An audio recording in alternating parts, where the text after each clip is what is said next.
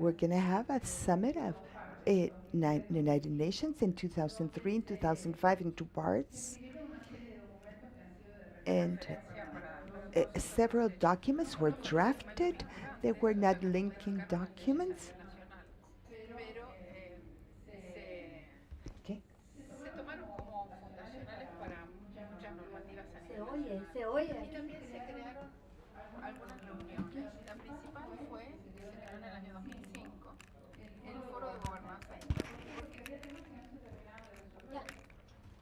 Pero es porque no estoy conectada, ¿o qué? Internacional, que sí era de Estados Unidos, que por qué una organización de Estados Unidos coordinaba Internet. Entonces se crea este foro para seguir dialogando. So there's a forum to continue discussing the subject, and it has become a forum of reference. So 20 years has gone by. It's edition 20. It was in Norway.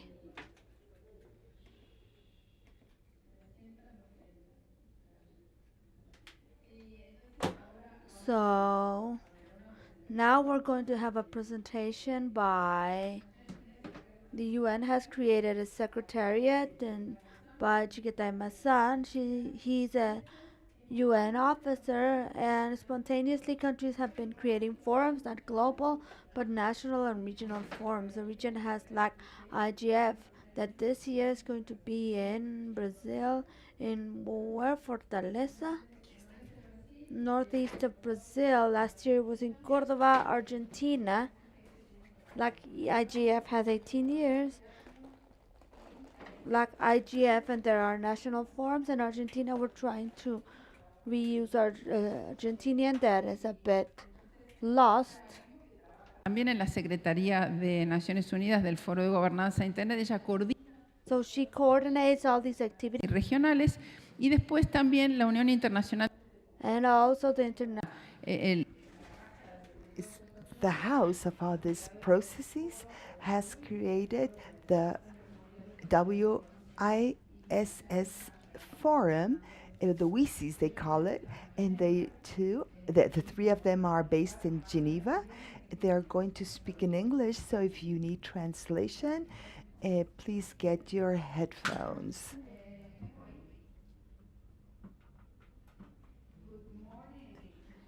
How are you? Gita and Charlie, good morning from Antigua, Guatemala. Anja, how are you? Good morning from Antigua, Guatemala.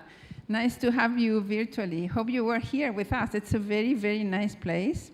You should see it. The volcanoes at night, they have lava, and we can see it. So it's a very, very interesting place. And thank you for being with us. I was just talking with our fellows about how the IGF started, how the WISIS forum started, how the WISIS process went on from 20 years ago. So thank you very much for being with us, and let us know how it is evolving after last year and all the news about IGF and United Nations and all these processes that had a very important outcome last year. Chengetai, good morning, welcome. Thank you very much, Olga, and it's always a pleasure to be with you in all the places you hold the school. And we were just talking amongst us that it would be a pleasure to be there in person. Maybe we can work on that for next year, but yes, it's always a pleasure, even online, and especially talking with the students. Yes, 2025 was a very, very important year for the WISIS process, and particularly for the IGF as well. You asked me to talk a little bit about the outcome of the WISIS Plus 20 resolution as far as the IGF is concerned. Gintagile will talk about the rest, but I'll just talk about as far as the IGF is concerned. I do have a presentation, and I'm going to try and see if I can share my slide. Do you see my slide now? Yes, we can see it very well. Hello? Yes, we can. Can you hear me? Yes, we can see it. You can see it, okay. Great. At the end of the... Entonces, was mainly the WSIS plus 20 process. Before that, in 2015, there was the WSIS plus 10 process. And then before that, in 2010, there was also a meeting, United Nations General Assembly meeting, that also met to discuss WSIS and the IGF. And so let me start from the beginning. As you know, the IGF was established in 2006 after a resolution that was passed in 2005 in Tunis in the World Summit of the Information Society. So we are one of the major outcomes of the WSIS Summit. And we were given a 5-year mandate in 2006. I think 97 heads of state were there as well. And well, I won't go into the history because I'm sure, Olga, you've covered that very well. And our mandate was renewed in 2010 for 5 years and in 2015 for 10 years. So in 2025, we had another meeting. It was the end of our mandate, and it was also discussing the renewal of the IGF, if they saw it fit to renew, and also other issues where they would want the IGF to concentrate on, etc. So the most important thing that happened is that our mandate was made permanent. So we had a permanent mandate granted to us by the UN General Assembly. And also the General Assembly talked about us being resourced. I'll go further into them in the slides to come. These are just the headlines. And also they discussed about the outputs of the IGF feeding into the wider system, and to also the internet governance and the digital governance fora, so to speak. Also, they concentrated on the exclusivity and the year-round process. One other thing that the General Assembly also noted, that's the member states, is that the IGF, I think it's in paragraph 100, is the premier forum for the discussion of internet governance or digital issues. So the IGF is now permanent.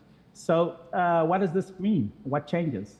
What changes is that we don't, as I mentioned before, we don't need to have those meetings that we had in 2010 and 2015 to renew the IGF's mandate. We are now permanent. We have a seat at the a permanent seat, and our home institution is DESA, that is the Department of Economic and Social Affairs, which is in New York. It doesn't change how the IGF functions as such. We are still a forum for dialogue, and we do not negotiate. So the non-binding nature and the inclusive nature of the IGF still remains as it is. And the resolution also reaffirms the IGF's role that was said in the Tunis agenda. The other thing that they did say is that the IGF outcomes must travel. So we need to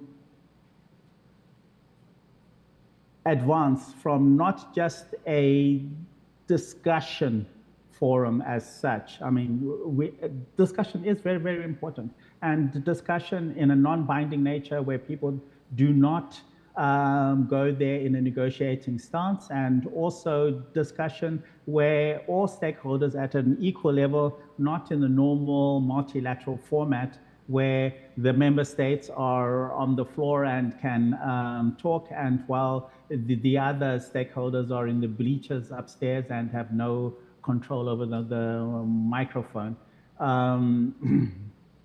So they did say that we should be moved to more action, implementation. So within the UN system, working with Angus, working with the CSTD, working with the WSIS Forum, which we do, and we're currently discussing with Gitanjali and the ITU how we can further our collaboration, which is strong as it is, but how can we make it stronger and also make the outputs of the IGF, which are, of course, our best practice forums and our policy networks and the other intersessional activities that we have. How can we feed these results into other processes, not just the UN processes, but also OECD, the G7, and then also the G20 processes. So this has been something that we're working on, and the member states instructed us to look further into this. Our working methods as well should keep on evolving. I think when we started in 2006, we were quite unique with this multi-stakeholder process. It was not very common, especially in the UN system. It was more multilateral. Now, if you look to your left, if you look to your right, if you look into any of these processes, everybody is talking about multi-stakeholder. And I like to think, and I think I am very much correct in saying that the IGF is, if it wasn't the first, it definitely was the second that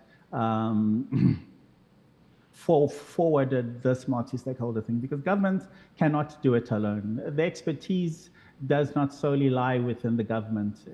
There's the private sector, and there's also civil society that works. And for those of you who are in the open source movement as well, what the IGF has also copied is how the open source movement works as an organizational form. You have these big companies there, but you also have students, you also have governments that come together for this open source. And I don't know if you've been reading the newspapers lately.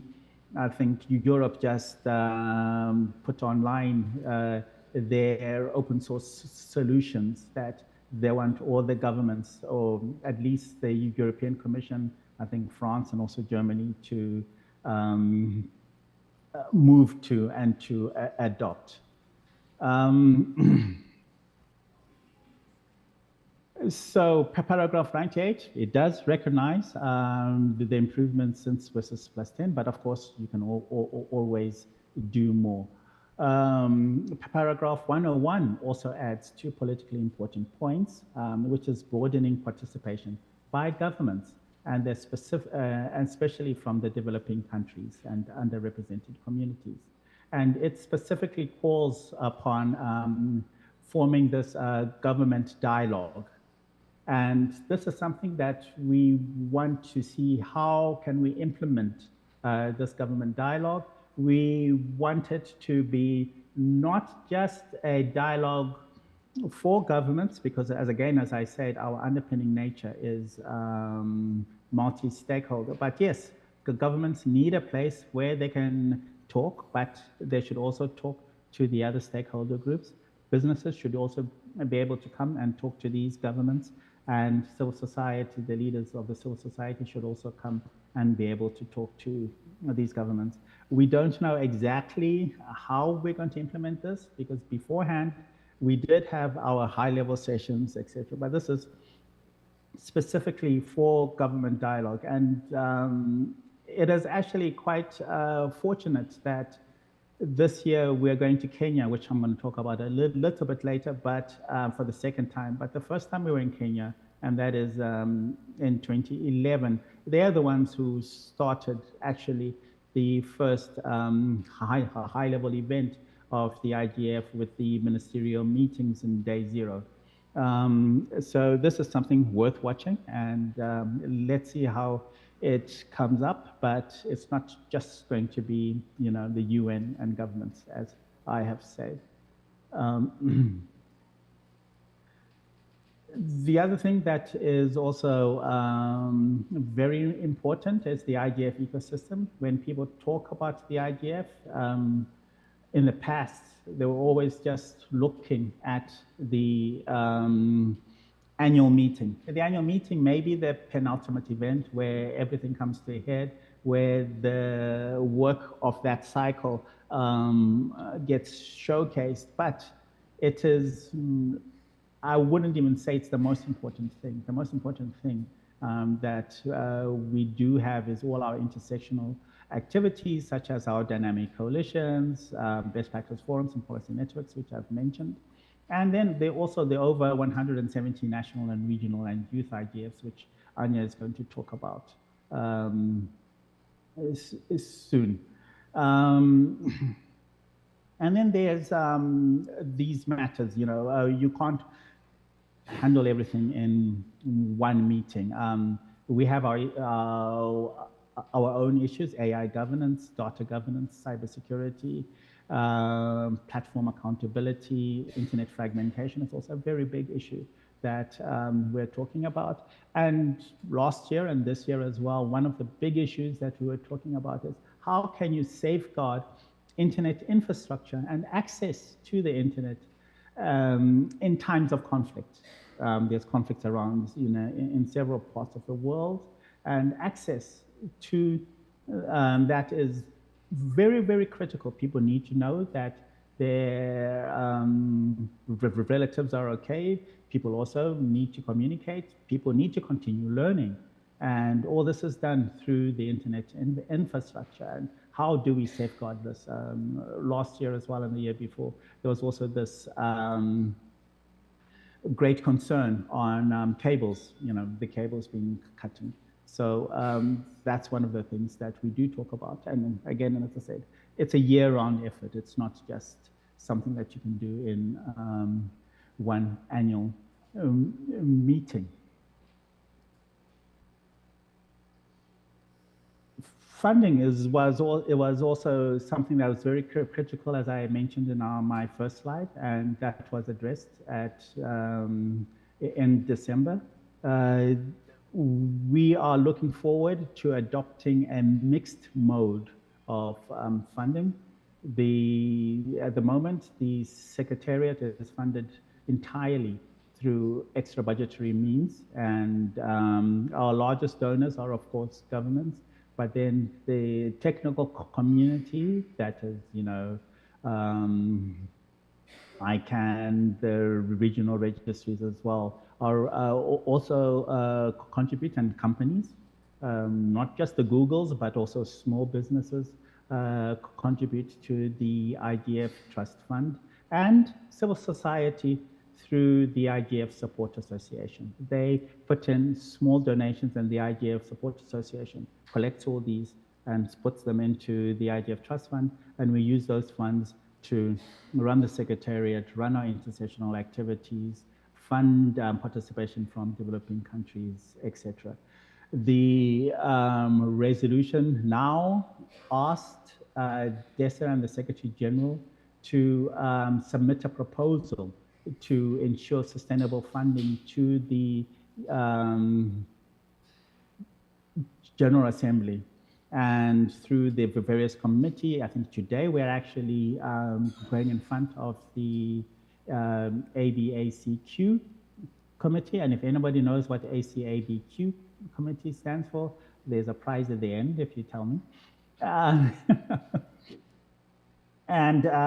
then it's going to go to the 5th committee. So what we want to do is that we want to have at least the core positions in the IGF be on the regular budget, and also some funding that goes to translating the documents and supporting the annual meetings as well.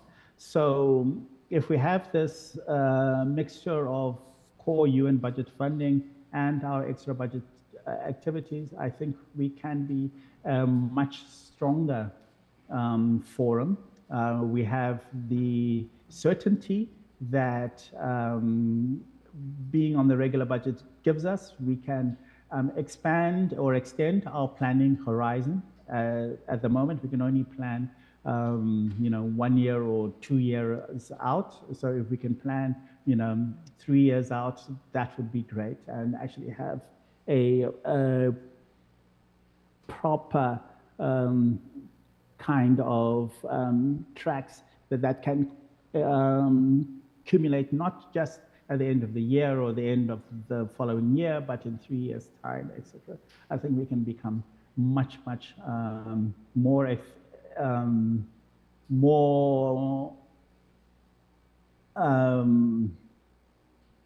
more, whatever that word is, over time instead of just the short-term planning. The longer arc is much more important. So I'm not going to repeat that because I repeated it in the first and I've told you. So usually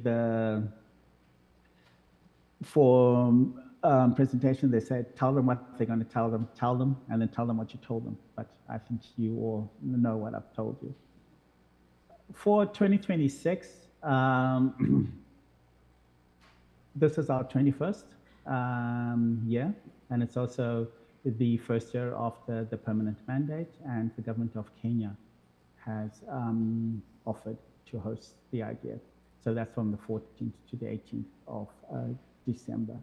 We just had the MAG appointed, and we're going to have our first open consultations and MAG meeting, which is going to happen in Nairobi from the 24th to the 26th of June. And I know it's very difficult for you to go there in person, but please, you are very much welcome to participate online. All our meetings are hybrid, so you can participate online. Here is the draft timeline. I'm not going to go through all of it, but most important is the where we are right now is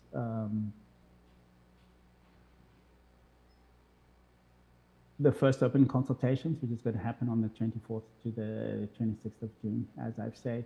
And then I think most important for you is the call for sessions and call for proposals for sessions. And we do encourage everybody to submit a proposal for sessions at the IGF. And then we're going to have the launch in June as well. By the end of June, the launch of the MAG-approved intercessional work.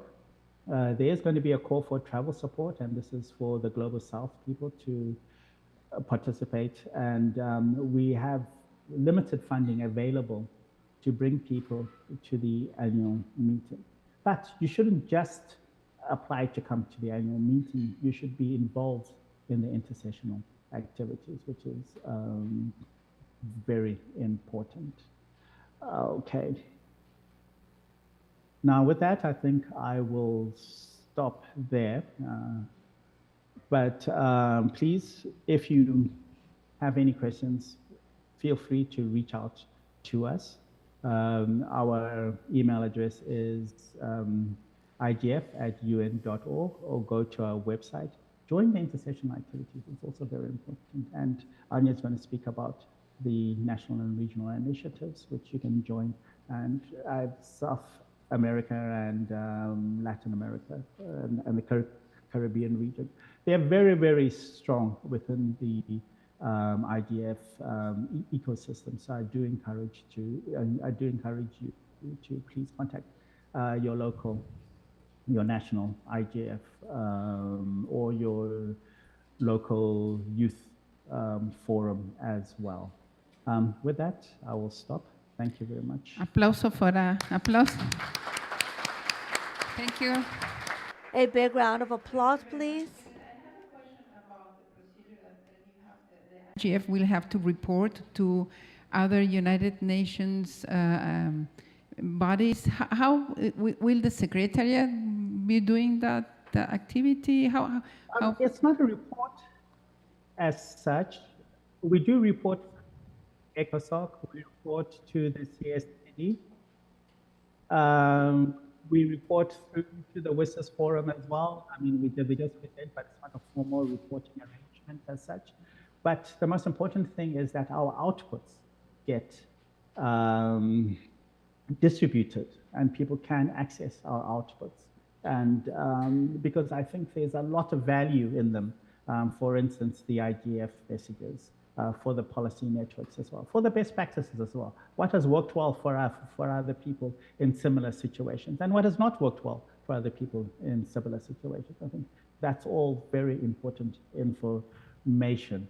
So we do have those reporting nights, and we're going to continue those. And of course, there's Angus, and Gitanjali is the secretariat as well. So she's going to mention a little bit about that. And we are involved in that as the IGF, and with DESA as well, but IGF itself joins those meetings.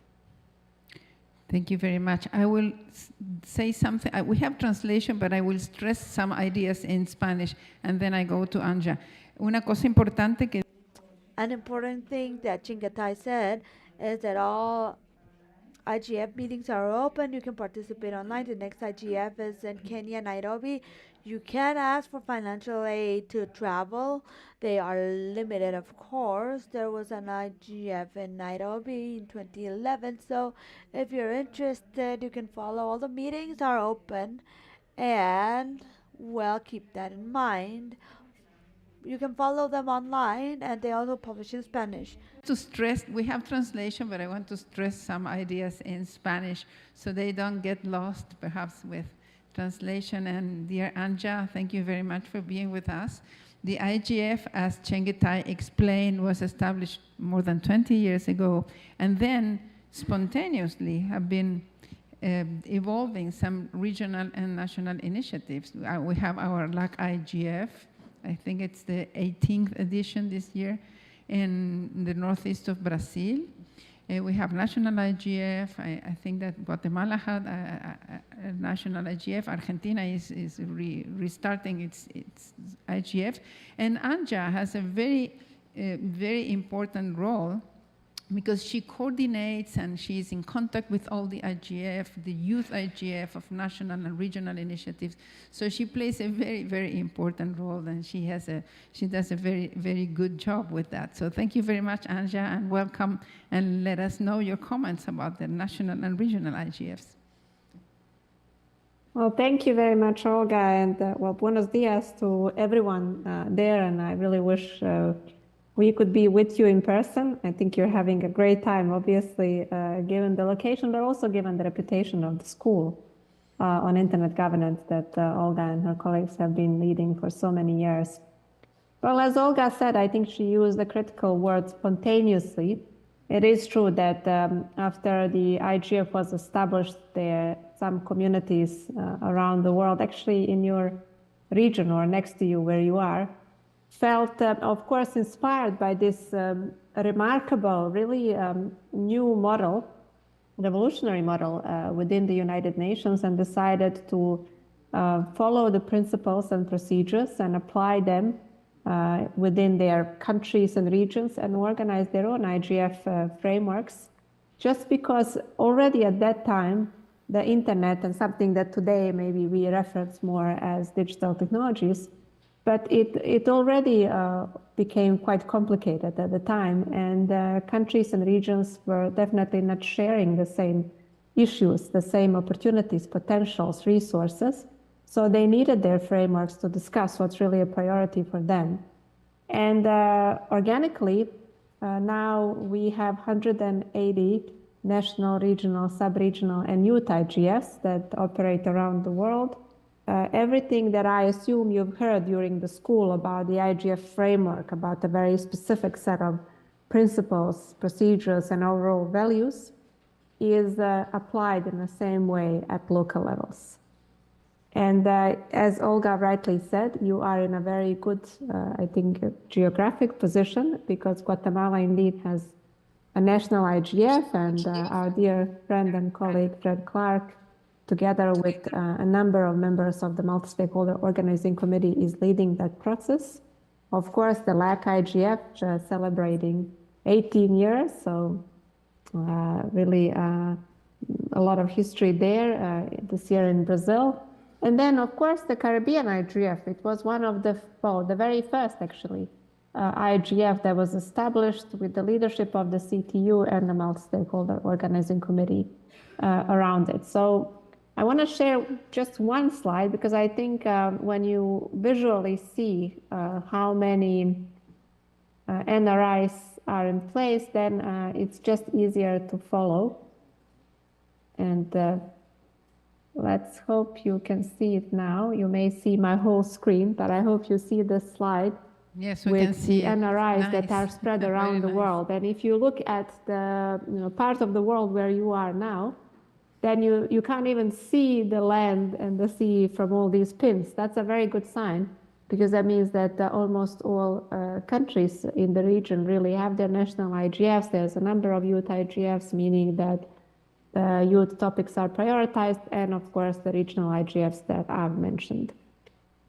What is important in terms of the NRIs for this year is really the outcome of the resolution. The IGF, in addition to everything that Chagatai mentioned, receiving the permanent mandate, was also recognized not just as a forum, not just even as a process that goes throughout the year, but as an ecosystem. And this is where the NRIs are a critical factor of, because they were given formal recognition in the resolution by the member states, and a lot of recognition during the overall preparatory process and consultations with stakeholders. For the IGF, this is one of the strongest assets and certainly our most important partners, because they allow us to understand what are the specificities of the digital governance ecosystem around the world. I hope you can hear me. I see that the video is a little bit blurry, but I can. It seems that I don't see any messages, so that we could hear you. You were okay, just I freeze see some for a colleagues moment. in Zoom nodding, so then you can hear me at least. So that's the recognition. The IGF Secretariat obviously and the structures of the IGF, the Multi-Stakeholder Advisory Group, have a very important task, which is to deliver on what the member states recognized and asked for in December, and that is even more. Stronger IGF with stronger intersessional work, and we are doing that together with the NRIs that are, as I said, our critical partners. For the IGF in Nairobi, in Kenya, we will see organized participation of the network of the NRIs. We are yet to enter the process of consultations where we will see what will be the topics of interest. We are also hoping that the NRIs will continue being most important partners in building our thematic community-led intersessional work. So in the coming days, the MAG will decide what will be the topic. Some of the topics Chagatai already mentioned, which we expect that will be sort of focus of the intersessional work, such as the governance of artificial intelligence, the agentic AI, particularly. Of course, we see the rise of quantum, so that's something that's of the NRI's interest as well. Chagatai mentioned the open source, the concept of open digital infrastructure in relation to connectivity, but also security and the human rights, cybersecurity. So those are all the areas that we see will get some sort of a form in the IGF and a platform for the communities to continue exchanging good practices, not so good practices, learning from each other, and with that building a stronger digital ecosystem. And then my final word before, of course, hearing from Gitanjali is about the need to ensure sustainability of these processes.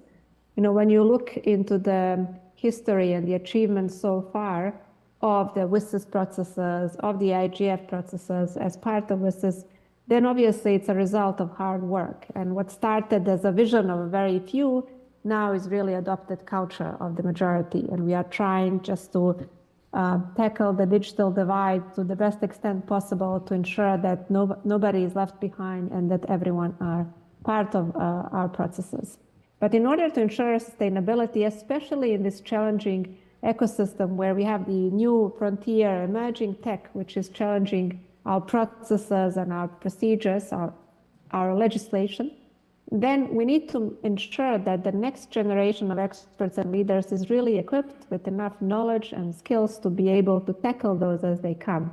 This is why investment in young people and cooperation with young people is critical for us. We have a set of activities throughout the year, which we developed in cooperation with youth IGFs from around the world and youth networks. And this is what we call the youth track this year through bottom-up consultations. Of course, the young people wanted it focused on AI governance.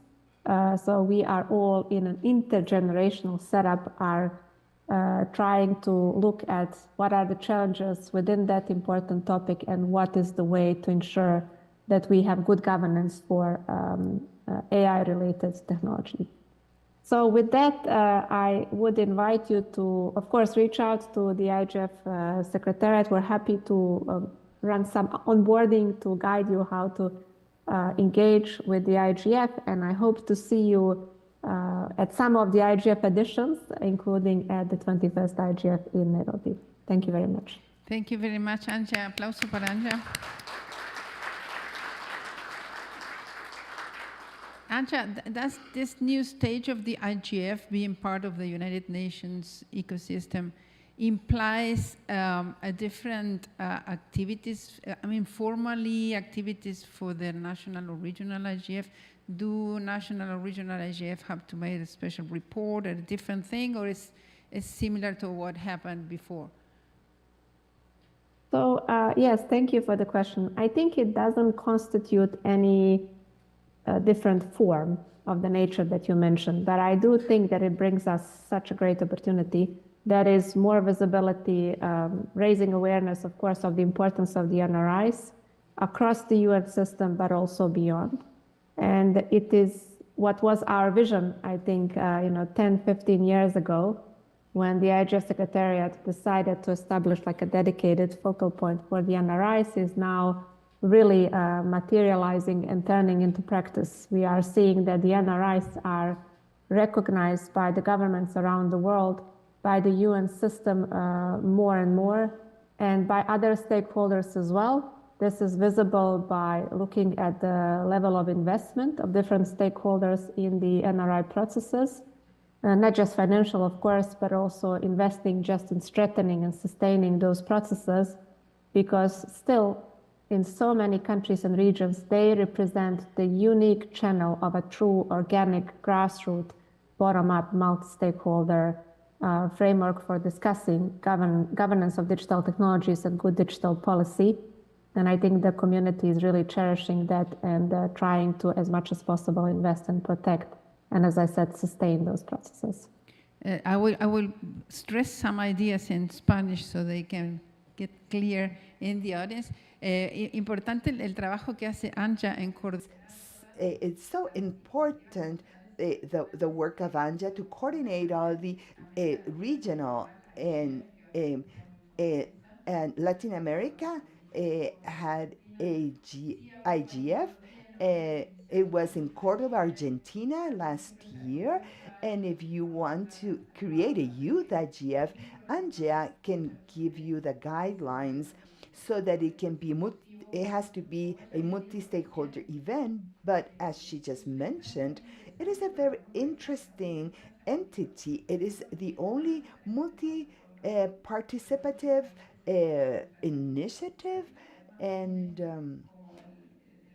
it is operating under the framework of the United Nations. So it is really an important forum for the governments of Internet. All the audience, we have 200 fellows from all Latin America on site, and we have 200 more from all over the world, and we have translation. So it's a very interesting message that you gave us. And now I would like to give the floor to my dear friend Gitanjali Shah. Gitanjali manages the WSIS Forum. The WSIS comes from the WSIS, the World Summit of Information Society, or in Spanish, Cumbre Mundial de la Sociedad de la Información. And the WSIS Forum is organized every year in Geneva. And they have several interesting activities, among them the WSIS Prize, and the school had a WSIS Prize, received, very proud, we had received the WSIS Prize in 2024. And Gitanjali manages all these activities. And welcome, Gitanjali. Very nice to have you here with us. And we can see your presentation, by the way. Thank you, Olga. It's always a pleasure to join you and your school for this annual meeting. Shengenta, Anya, and I were just discussing before we entered the meeting that they're always in such nice places and countries, and we wish we could be with you. So next year, we'll definitely try to do so. And on behalf of Doreen, I also bring good wishes. Ms. Doreen Bogdan Martin, our Secretary General, Olga, who's a close friend of yours as well.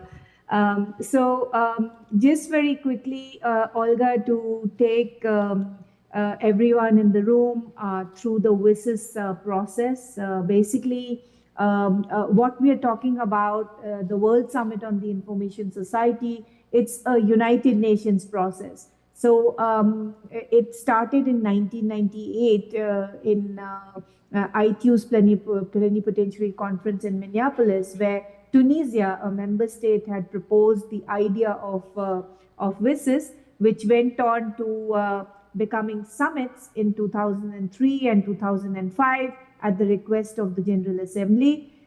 In 2015, we had WISIS plus 10 when we completed 10 years of WISIS.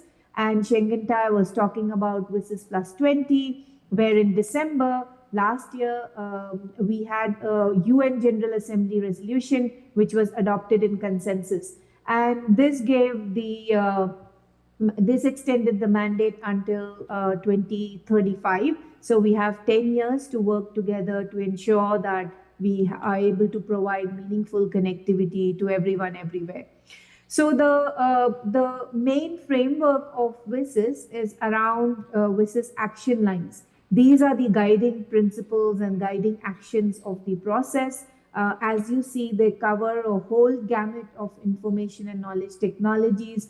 For example, ICT infrastructure is C2, C4 is capacity building. You look at e-agriculture, e-science. So the entire gamut of technologies and the topics that we discuss around that are covered by the WISIS action lines. And these action lines have evolved with the evolution of technology. So today we talk about AI, and most of these action lines like agriculture, environment, health, they all talk about AI and how AI can be used to bring good in these different action lines. In our stock taking platform, we have more than 21,000 plus projects which are linked to these action lines, to the SDGs, and now to the GDC objectives as well. So if any of you want to submit your projects, you should definitely be doing through the WISIS stock taking website. So this is the resolution, and if any of you want to use the QR code, which was adopted by unanimous consensus and which extended our mandate till 2035.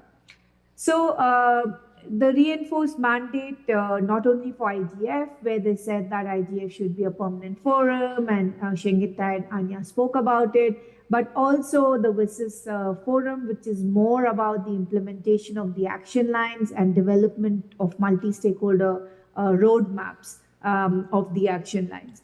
I'll go into it. What are the objectives of the WISIS forum? Of course, to ensure multi-stakeholder discussions and dialogues, to develop a WISIS action line roadmaps in this multi-stakeholder settings, to discuss policies for bridging digital divide and advance digital cooperation, to showcase best practices. As Olga said that the school had won a WISIS prize. Every year we give 18 WISIS prizes on the different action lines.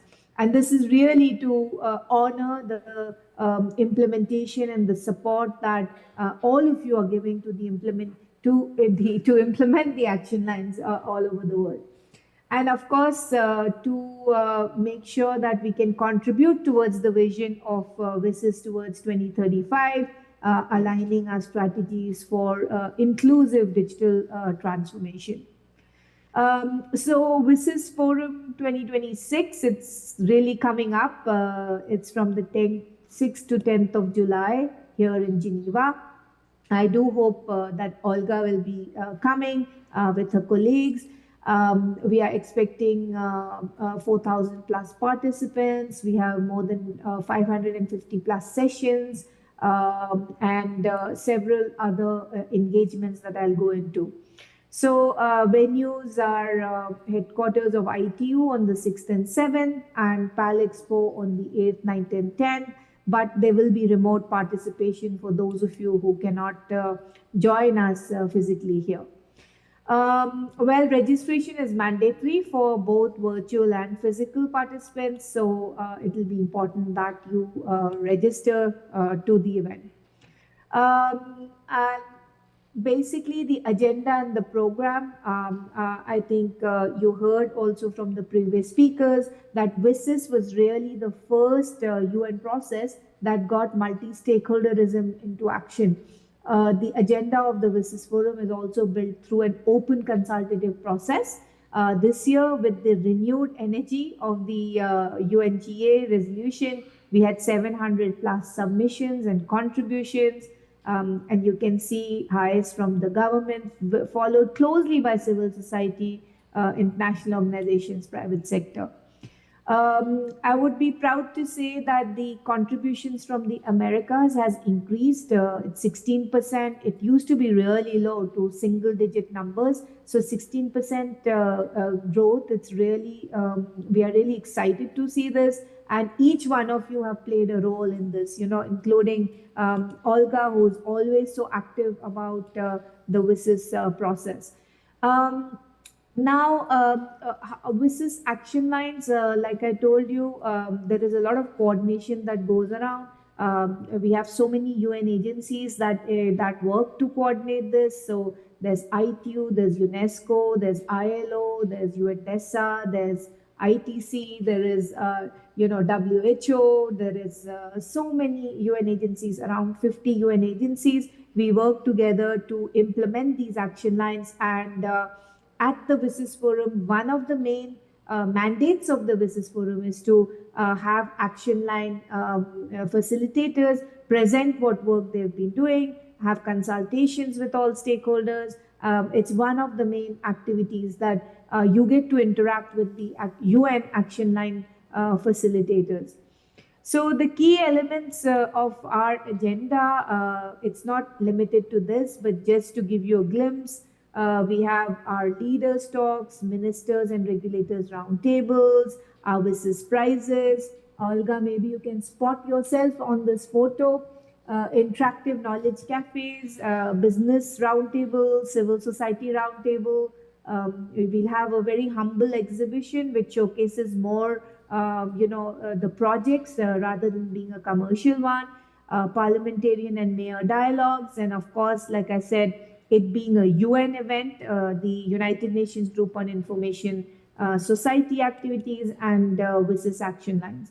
So I'll leave this presentation with Olga. You can see a snapshot of everything that's going to be happening. It's a lot of activities that will be taking place. Now, our agenda really reflects the situation the world is in, because it is built through this open consultative process. So what do people want to see on the agenda and what is on the agenda? We have financial mechanisms for development, digital health, human rights, internet governance, older persons, women and girls, WSIS plus 20, developing countries and these developing countries, partnership on measurements. So these are essentially the key themes that came out of those 700 inputs that we received, and they're all on the agenda currently. Now, something really interesting for you guys, because many of you are young as well, youth, fall into the category of youth probably. We have a youth day or a youth track. There are 21 sessions. The youth envoy, the UN youth envoy will be joining us as well for the high level dialogue. We will have the model United Nations. We'll have a trilogue with the University of Geneva. As you can see, there are many topics that the youth has identified which are really crucial. And we hope that you'll be able to join us physically or virtually. Also, women and girls, a lot of sessions happening there. We will announce our second WSIS women and girls cohorts, gender trendsetters. We have a repository of women in tech, which we invite all of you to submit your names to. And of course, there is a para 112 in the resolution, which asks us to work closely with UN Women to make sure that the action lines integrate women and girls. And we've been doing so. We've been having regular meetings to ensure that this is done. Like I told you, we'll have an exhibition space, so you're very much welcome to explore that as well. So every year, the WSIS Forum has a chair, and the chair designate for the next one is the Minister of Egypt, Excellency Rafat Hendi. He'll be taking over from the Minister of South Africa, who was the chair last year. These are our high-level participants until now, 53. In fact, there are 55 now, ministers and deputies. You're most welcome to have a look online to see who is coming. We have these beautiful photos every year from the photo contest. So each one of you can go online and use them for your presentations and your publications and so on and so forth. Our WSIS prizes, we had a record number of 15,095 submissions and 2.2 million votes were cast regarding the prizes. I won't go into these details. You can find them, the analysis of the prizes, you can find them online. Now, the UNGIS group, the United Nations Group on Information Society, this is an interagency coordination group. We have launched a multi-stakeholder consultation group. The nomination is ongoing right now because we were instructed by the resolution to foster multi-stakeholder dialogue. We have also created a task force on strengthening financial mechanisms for digital development. You can find the list of the task force online as well. There will be several outcomes of the WSIS Forum. You can find them online later, the chair summary, outcome document, and so on and so forth. So, Olga, I just wanted to give a snapshot of the process and also what's going to happen at the WSIS Forum. And I think this should be a good starting point for the students and for the school. Back to you, Olga. Thank you. Aplauso para Gitanjali. I'm always impressed by all the work that you do at the WSIS Forum and all the WSIS process. If you could send us the presentation, because it has a lot of information, and I think you Yes. show it very nicely, but it's a lot to read and to digest. So, and I have to be in Paris the previous week, so I will try to be there. I also have to work, but I will try to go to Geneva to the WSIS Forum, and if not, I will be online. We don't have more time. We have another session about national and regional IGFs to follow up with this discussion. So, un aplauso otra vez para many thanks for being with us. And I hope to see you in person or virtually in all these very nice activities that we are engaged with. Thank you very much, and have a nice day. Regards from Antigua, Guatemala. Bueno, muy interesante. Le pedí a Gitanjali. Very interesting. I asked Gitali. I asked Gitalia for the documents. It's a complex event, but you can participate virtually with IGF and now the WSIS Forum. It's a little late now, but if you know with anticipation about the dates, they have a lot of dissemination internationally. The next panel goes in the same line with these ideas, and we're going to have representatives of different regions and countries narrating their experience in this, like Gitanjali and Anja explained. We're going to have Rodney Taylor from the Telecommunications Union, Jennifer Chan, who lives in the United States, but she's from Hong Kong, or maybe, and we have Lilian Chamorro from Colombia, And I think we have this STAR team online. I think because of the light, I cannot really see if we have everybody here. Oh, here we have a Desiree. Hi, Olga. Desiree speaks good. From Seville. Oh, you're already in Sevilla. Is it very hot? 33. Not too hot. It will be hotter. I know, I know. Yesterday, this time of the year, we were in Italy. It was very, very hot. Okay. Thank you very much for being with us, Desiree. And you have been, and Desiree works for a very important company, Identity Digital, but she has been involved in all the IGFs and ICANN processes for a very long time. I was trying to remember when I first met you. I first met you in Sao Paulo in my first ICANN meeting in 2006. So that was 20 years ago.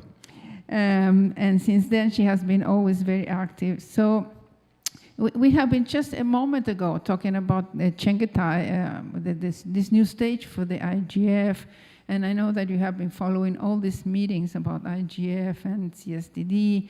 And where does this new stage of the IGF, national and regional IGF, can contribute to this WSIS follow-up process? How can this dialogue spaces can contribute to this new stage of the WSIS follow-up process? Because everything, it seems to be the same, but more formally, it has somehow changed. How, you that have been following all this through the time, how do you see that? And thank you for being with us. I know it's in the afternoon there. Thank you, Olga, and hello to all the students. It's really a pleasure to be here with you today. And Identity Digital, I must say, is pleased with the outcome of WSIS Plus 20 document, especially with regards to the endorsements and the commitment to the IGF.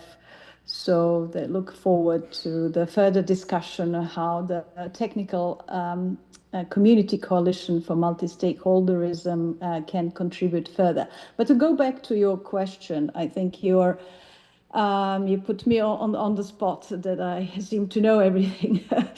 But I will share, I think, something that I believe is important to find out, maybe look at 6 areas, how the global IGF and the NRIs, which have been covered, contribute to the WSIS follow-up. And I would say that their contribution together lies, their value does not lie in negotiating outcomes or monitoring implementation in a formal sense. Their contribution lies in generating, connecting, and translating multi-stakeholder knowledge into actionable insights for decision makers. And the WSIS process itself, as we have heard, has itself been built on this vision that all stakeholders can participate on an equal footing.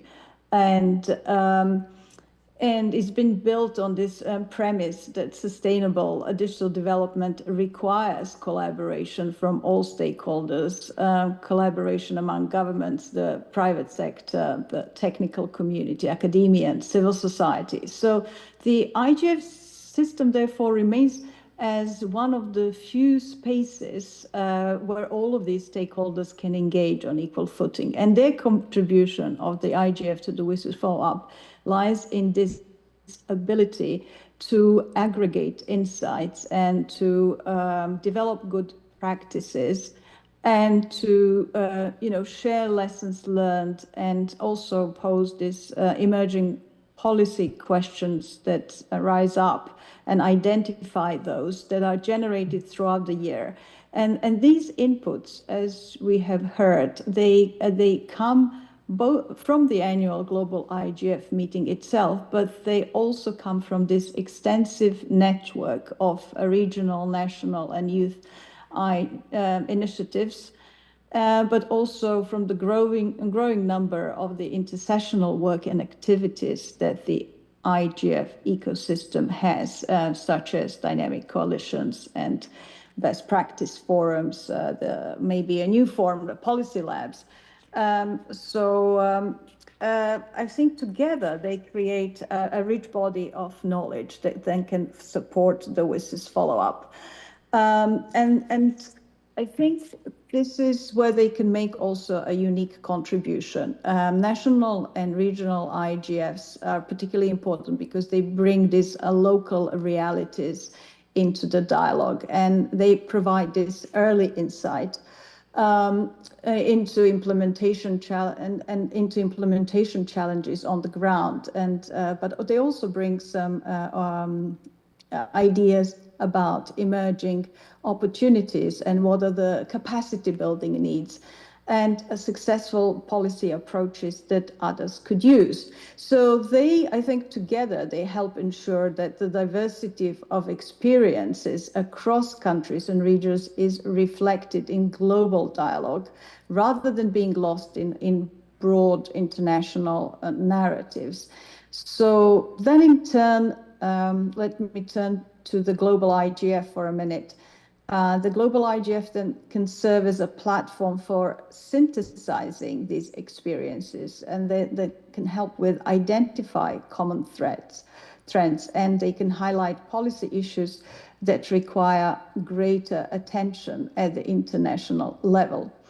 So together, they create a distributed knowledge network, something that Anya spoke about earlier, and they can therefore strengthen the WSIS follow-up by providing this continuous bottom-up input and feed into bottom-up informations and practical experiences.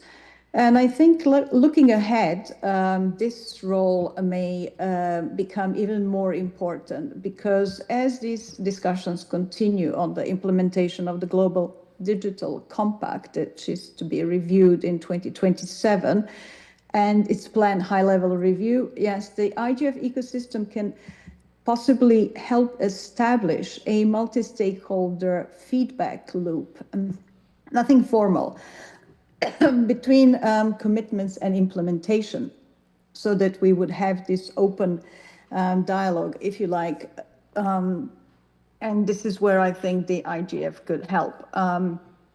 Lastly, but not least, I think, as we know in the outcome 98 paragraph of the outcome document, and in line with that, the IGF can support greater transparency and accountability in the follow-up process. I think this is a really important part, because this would create a practical evidence base,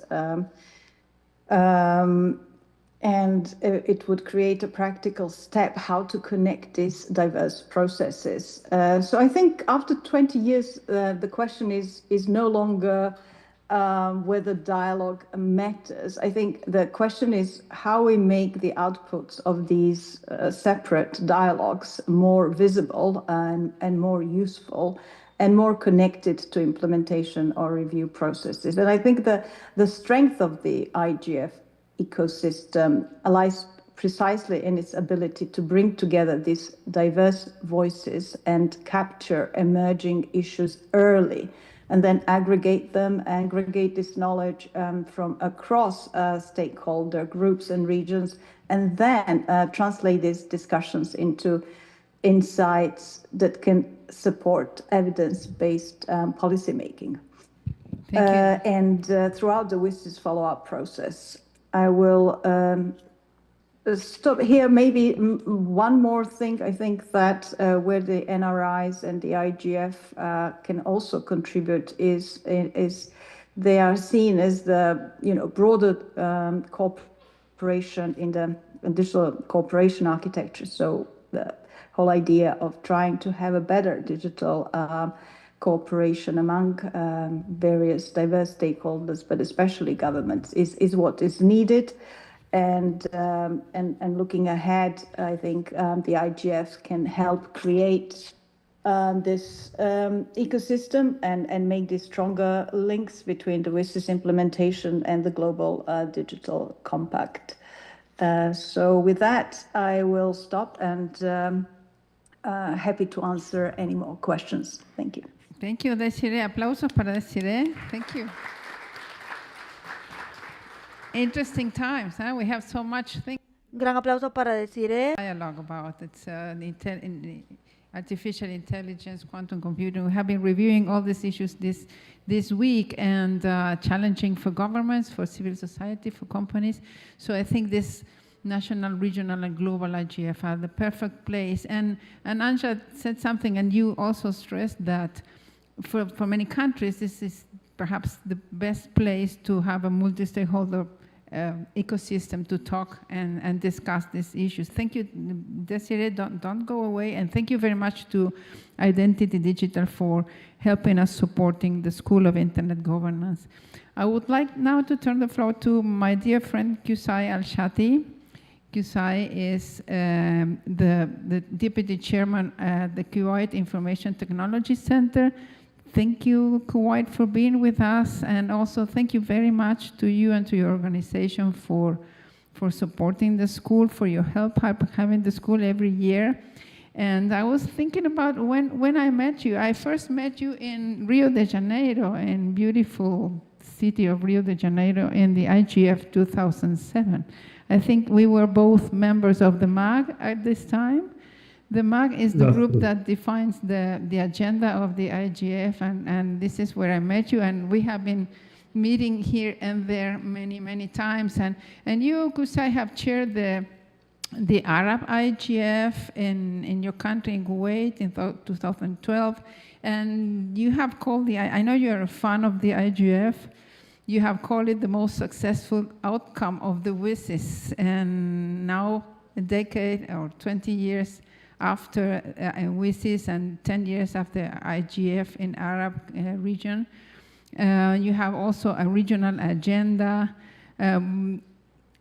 How do you see this discussion between stakeholders can empower government and have actions to really remain up to date with all these new challenges related with technology? And again, thank you very much for being with us and for your support, and I hope to see you somewhere in the world soon. First, thank you, Olga, for hosting us today and giving us the opportunity to be part of this successful initiative, the SSIG. So proud, really, to be part of the SSIG for the years in the past. And thank you for all the organizers who made this a successful initiative, which we take a pride that it's one of the WSIS Innovation Awards. I think that's in 2025 or 2024, in one of these years. So we're really happy and proud to be part of all of this wonderful event. And let's congratulate ourselves in renewing the mandate of the global IGF, making it a permanent platform for us for global dialogue in IG-related issues. This is a well-deserved achievement for all the fans of the IGF and fans of the policy dialogue, or let's say the multi-stakeholder policy dialogue on internet-related issues. Really, the challenges in our part of the world is not only to engage in a constructive or, let's say, effective policy dialogue related to internet governance issues or matters, but also in bringing all the stakeholders on all levels and on the same level, on all levels and in the same level, to discuss the issues related to internet governance issues, and reach a resolution or an agreement or a consensus in what directions to go.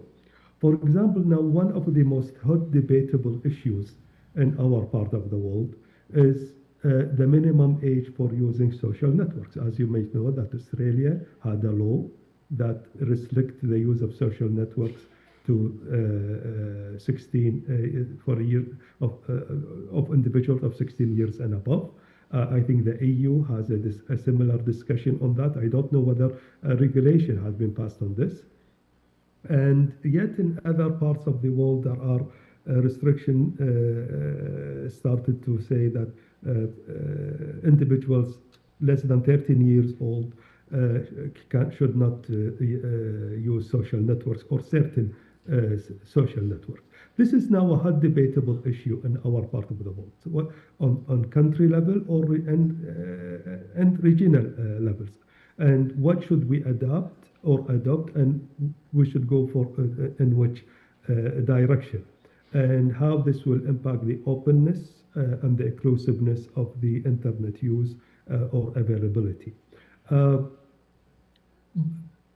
Although we all agree on the importance of this issue and the importance to address it, and we have now examples in other parts of the world, yet formulating such a move or such an activity to bring stakeholders together to discuss what's best for them, whether on national levels or regional levels, is still a challenge. And we talk about it, but we are not taking action, even on the level of policy dialogue. This is an issue or an example of the challenges that our part of the world is going on. But in the other direction, if we took, for example, a stakeholder like the government, and if we look at how they view now the IGF on the global IGF, after 20 years of IGF, now they look at the IGF as an important policy dialogue platform. I had the opportunity with my dear colleague Desiree to be part of the WIS's 20 review in New York last December. And in one of the workshops that we co-organized with my dear colleague Desiree, members of government from Egypt, United Arab Emirates, and of course Switzerland, but I will focus on the member of government from my part of the world, and Kuwait. They all address the importance that they want to be part of the IGF and they want a place in the IGF. Of course, whether they know, I mean, with the exception of the representative of Switzerland, Jorge, who was always there in the IGF, the representative of UAE, Egypt, and Kuwait, they were not aware that much of the IGF process and thinking that they still need to have a place in the IGF. And now they recognize and they understand that it's an open platform for them to be there. Understanding and recognizing the importance of the IGF as an independent, neutral policy dialogue platform on internet issues, and the will or the expressing the will to be there, that's a success, in my opinion, as it is. And hopefully, in the next IGF, which I understand that it will be in Nairobi, Kenya, next December, we will see them all there, and we'll see a better participation from the governments into issues related to the internet governance, let's say, arena or platform or the forum. So in that regard, I would say our part of the region still lack an effective participation in the IGF, and we need them to see them more there from all stakeholders. I will reassert and reiterate what you have said, dear Olga, and what my dear colleague Desiree just said, the importance of the NRIs, the national and regional IGFs, and bringing issues of concern, and let's say the current issues and issues of importance to engage in a multi-stakeholder open dialogue, policy dialogue platform. Thank you.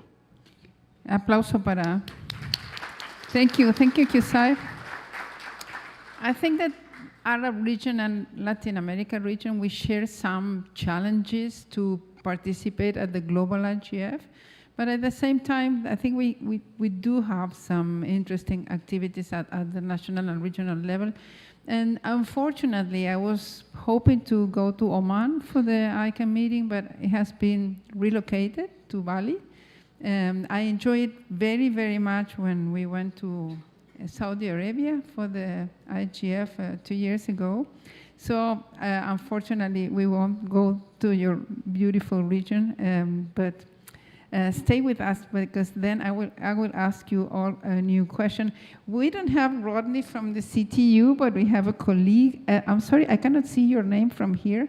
Welcome, Caribbean Telecommunication Union, and as I was mentioned before by Anja, Caribbean Telecommunication Union organized the first IGF before the first IGF in Athens in 2006. I think you organized the first IGF in Caribbean region in 2005, if I'm not mistaken. And welcome, and having that very interesting idea of doing that before. Tell us how the Caribbean Voices actually are participating, apart from your interesting and successful Caribbean IGF, not only in your region, but also at a global level. And how do you see that evolving now in this new stage of the WISIS and the IGF? And welcome, Shiria. Can I see your? Sorry, I'm looking at the screen. Shiria Lewis. Welcome, Shiria from CTU. Hi, good day. Thank you for having me. And Secretary General Rodney Taylor sends his regards and congratulations on another successful SSIG. So yes, the CIGF is the longest running regional internet governance forum, and it came about as a request from CARICOM to address internet governance issues in the context of WSIS. So for the last 21 years, the CIGF has represented the Caribbean's perspective at the UN IGF with the international internet orgs. We've also submitted to the WSIS Plus 20 consultation, as well as the Digital Global Compact. And we have realized that the collaboration needed to expand not just at the multi-stakeholder level, but with also the age gaps. So in 2022, we launched the Caribbean Youth Internet Governance Forum, and we saw that involvement in internet governance actually grew. I have a slide I can share.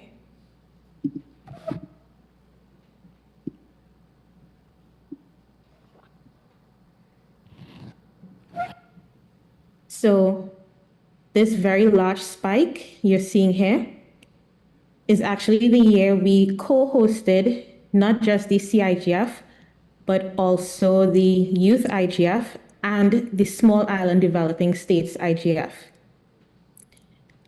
That collaboration allowed us to see that many of the issues we were facing are not just located to the Caribbean, but also to other small island developing regions.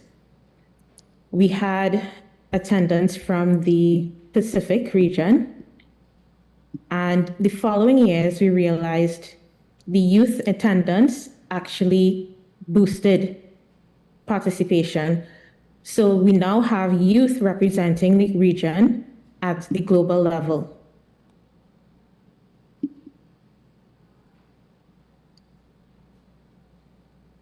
We do a call for topics where our stakeholders submit what they would like to discuss at the IGF.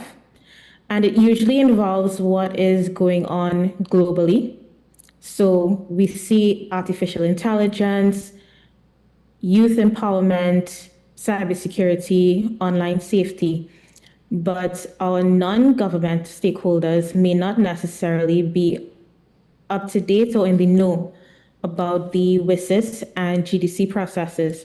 So what we've done is we've integrated the policy forum into the CIGF. So this now informs all our attendees about the policy processes that take place.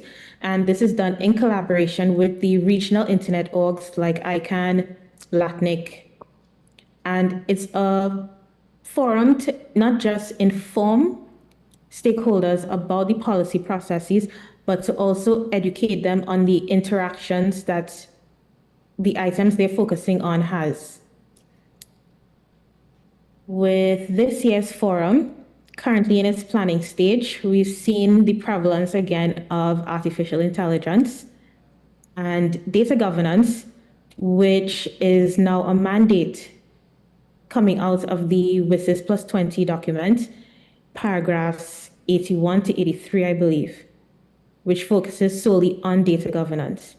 So the CTU just concluded its first consultation, asking our regional stakeholders on whether we should expand the current Internet Governance Policy Framework, which is in its 4th edition, or if there should be a companion document to go along with Internet governance, where everything that is now developing in the digital world that falls out of the Internet scope should be housed. With all of this, there are still challenges with the capacity and resource gaps because many Caribbean states lack the human capital or institutional structures to effectively participate or implement Internet governance priorities. And visibility at the government level is still a niche area where many national governments are limiting political will and budgetary commitments cause restraints. We often see duplication of efforts, which we are trying to minimize, where you have multiple bodies in the region doing the same thing in isolation. And of course, the existing digital divides, which can now be enhanced due to AI with broadband penetration at barely 56%. So to alleviate some of these challenges, the Caribbean Internet Governance Forum tries to host in different islands each year. So far, it has been hosted virtually for 3 years and in 13 different countries. We're trying to modernize the Internet Governance Policy Framework document, updating the framework to now address AI, data protection, cybersecurity, and the emerging digital harms. We are expanding our youth and women leadership by growing the Youth Internet Governance Forum through the Caribbean ICT Youth Network, which manages that youth forum. And we have an idea coming out of our last IGF, which was our first bilingual IGF, to replicate Cuba's gender inclusion model through mentorship, training, and leadership pipelines. We're also continuing to harmonize regulatory frameworks by pursuing harmonization across the region, drawing on framework models from other regions like Africa, and advancing the CARICOM single ICT space. And of course, we can't do this without our stakeholders. So I encourage everyone to get involved. We have the upcoming iteration in August. This will be hosted in Grenada. And we encourage everyone to actively participate. To date, we have had over, I think, 35 countries globally represented at the Caribbean IGF. And we would like to grow that number because learning about the experiences in other regions can help us here. Thank you. Thank you very much. Congratulations to CTU because it's a challenging region. It has many countries in small islands and geography. It makes things more complicated. So you have many countries, so for all of you follow the Caribbean IGF and the Caribbean activities. Thank you, Shania. I will go back to you in a moment. Now I would like to welcome my dear friend Jennifer. Hi, Jen. I want to tell you that Jen she's a remarkable person. In December 2025, she became the first person from Hong Kong to address the United Nations General Assembly on WSIS Plus 20, and also she has been recently appointed as the chair of the MAC. This is fantastic, Jen. I'm very, very happy for you. You deserve this. You are a great, great professional. And also, she's the vice chair of the GNSO, the Generic Name Supporting Organization at ICANN. So you deserve all this. You're very active and very active and very great professional. So congratulations for that.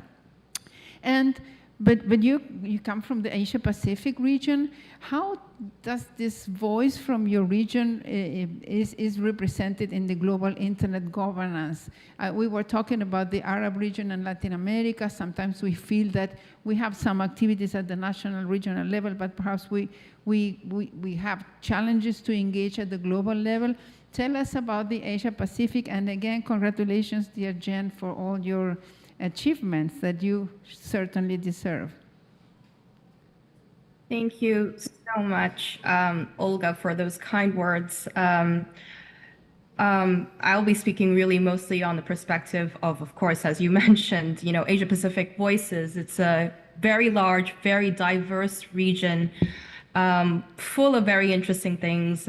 We do have a lot of national initiatives. I think on the last count on the IGF website, I think it was 19. But the most interesting part is actually for the youth initiatives, we have 15 in the region. And I think that is a growing trend that the young people in the Asia Pacific region are more and more interested becoming more active in looking at digital empowerment, looking at digital governance. And they were certainly very active during most of last year, 2 years as well, back when we were looking at, Global Digital Compact and of course the WSIS Plus 20 review process. So much so they actually, I think, produced a Asia Pacific Youth, what is it called? Let me double check.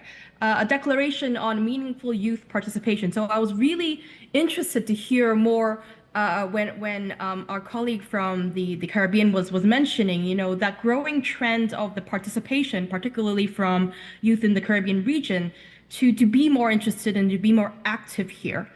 I guess back to the Asia Pacific perspective, I think because the region is so diverse, a lot of the hot topics and issues, of course, again, as we do call for submission of issues and themes every year as well, we see that reflected a lot in the connectivity, of course, in the growing concerns about AI governance, emerging technology governance. But this year, we are in our 17th year. We are younger than the 20 years of IGF, 21 years of IGF.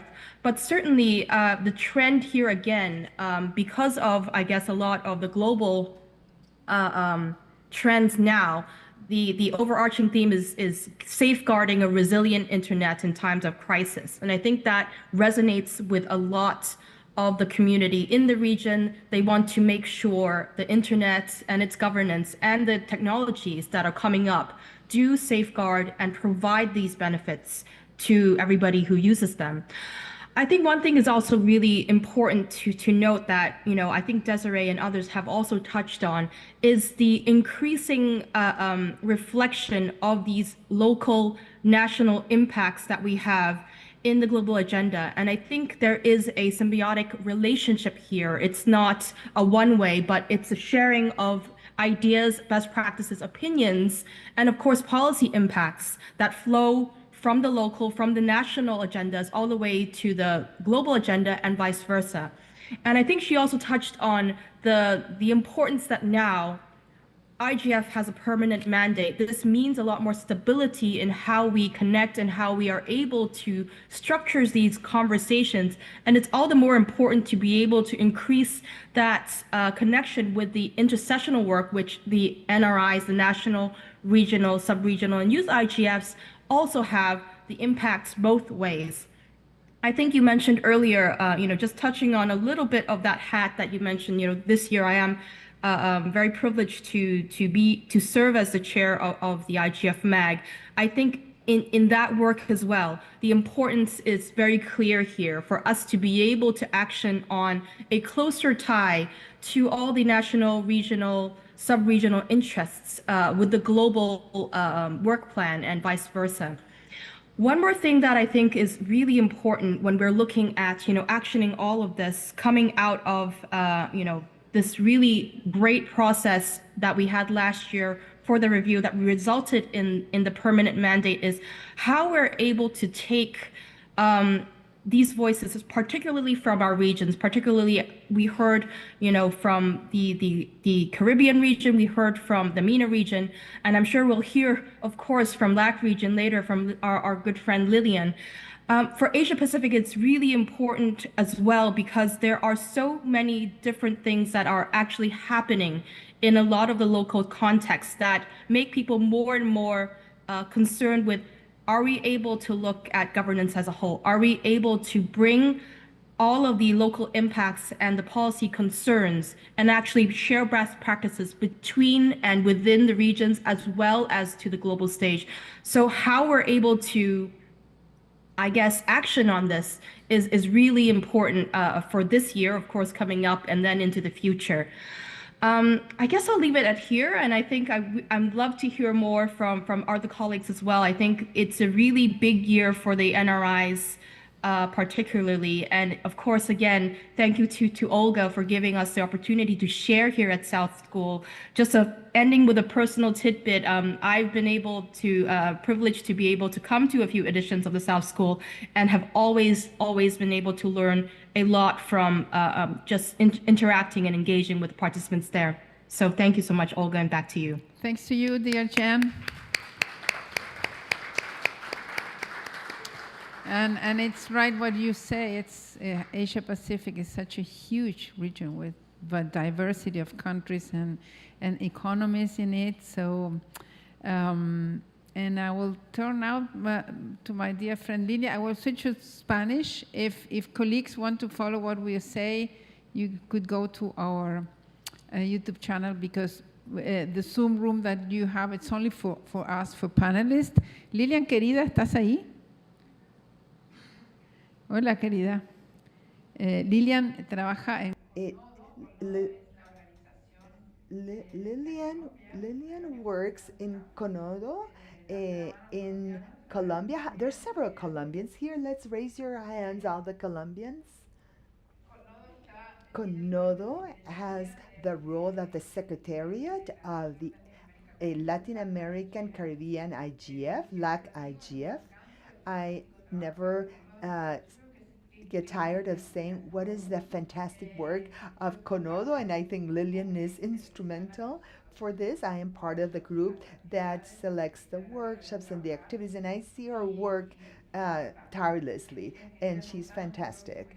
And Lillian is going to is going to tell us about the next IGF, and what they have been working in this topic. And I want to highlight the importance of a secretariat for this type of initiatives. Without it, it's difficult that IGFs can survive, or these initiatives can survive because Conodo is really fulfilling this important role. Without a good leadership, things don't continue towards the future. Good morning. Thank you, Olga, for this invitation and to the South School. I want to share what we are doing. As Olga said, we've been fortunate to together to move this process forward. And for a couple of years, we've been working in this. And I don't want to be reiterative, but I want to focus the importance or highlight the importance of IGF in this regional dialogue. We know that there are initiatives around the world, but in Latin America, we have governance forums in Colombia, Argentina, Bolivia. And the IGF is like this space that allows us to get together to share a regional perspective on digital policies and internet governance. So I want to highlight this, the importance of this space as a dialogue space where we can see each other, where we can participate in equal conditions. And this is how all IGF spaces are. There are several spaces where cybersecurity is discussed and AI and data governance and more. But I want to highlight that this characteristic of the IGF spaces of the global IGF, and it is the multi-sectoral or multi-stakeholder participation where we can have civil society, technical community, private sector, academia, governments, and sit together in equal conditions, and we can have a dialogue and open and share our needs and our expectations and also our hopes and our fears in the face of this internet evolution. So I want to highlight these spaces of IGF, but other spaces too. Of course, we have challenges. In February, we met with persons with a comprised of different committees that of IGF, and we started reviewing our history. What is our balance or achievements up to date in this process that is now 19 years old, and we continue having some challenges like how can we advocate. This is not a space for decisions, but it is a space where we can have very profound reflections, and we can we might not be who make the decisions, but we can provide very important elements to make these decisions. So how can we do this advocacy? And another important topic is how can we strengthen regional cooperation from Latin America standpoint. We are not a region like Europe where they have a regional process and they make decisions jointly, and that makes them have a heavy weight in the international decisions or at the business level. But generate how can we generate these alliances, this more powerful regional cooperation that can also strengthen advocacy? And it has already been mentioned before. Several of our colleagues mentioned how can we achieve the participation of all the sectors and particularly the governments and the legislators, because there are persons that are making decisions, and it is important that they have that they can hear all these voices. So very briefly, some persons are already familiar with this. This is a process that started in 2008. We had a first forum in Montevideo, Uruguay, and we've had 18 additional editions in different countries of the region: Uruguay, Brazil, Colombia, Argentina, Bolivia, Chile. We had three online editions during the pandemic, and something that it is very important, and that was like a milestone in development IGF, is that in July 2021, um, eh, eh, eh, eh, we with the other organizations that were part of it, and it was called the program committee.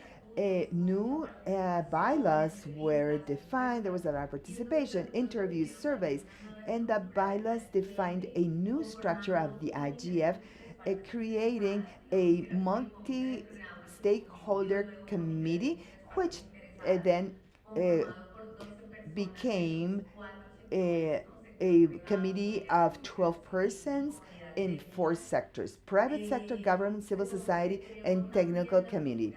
And we also created the a selection committee for workshops that Olga mentioned, and this committee defines all the strategy to select the sessions that will comprise the agenda.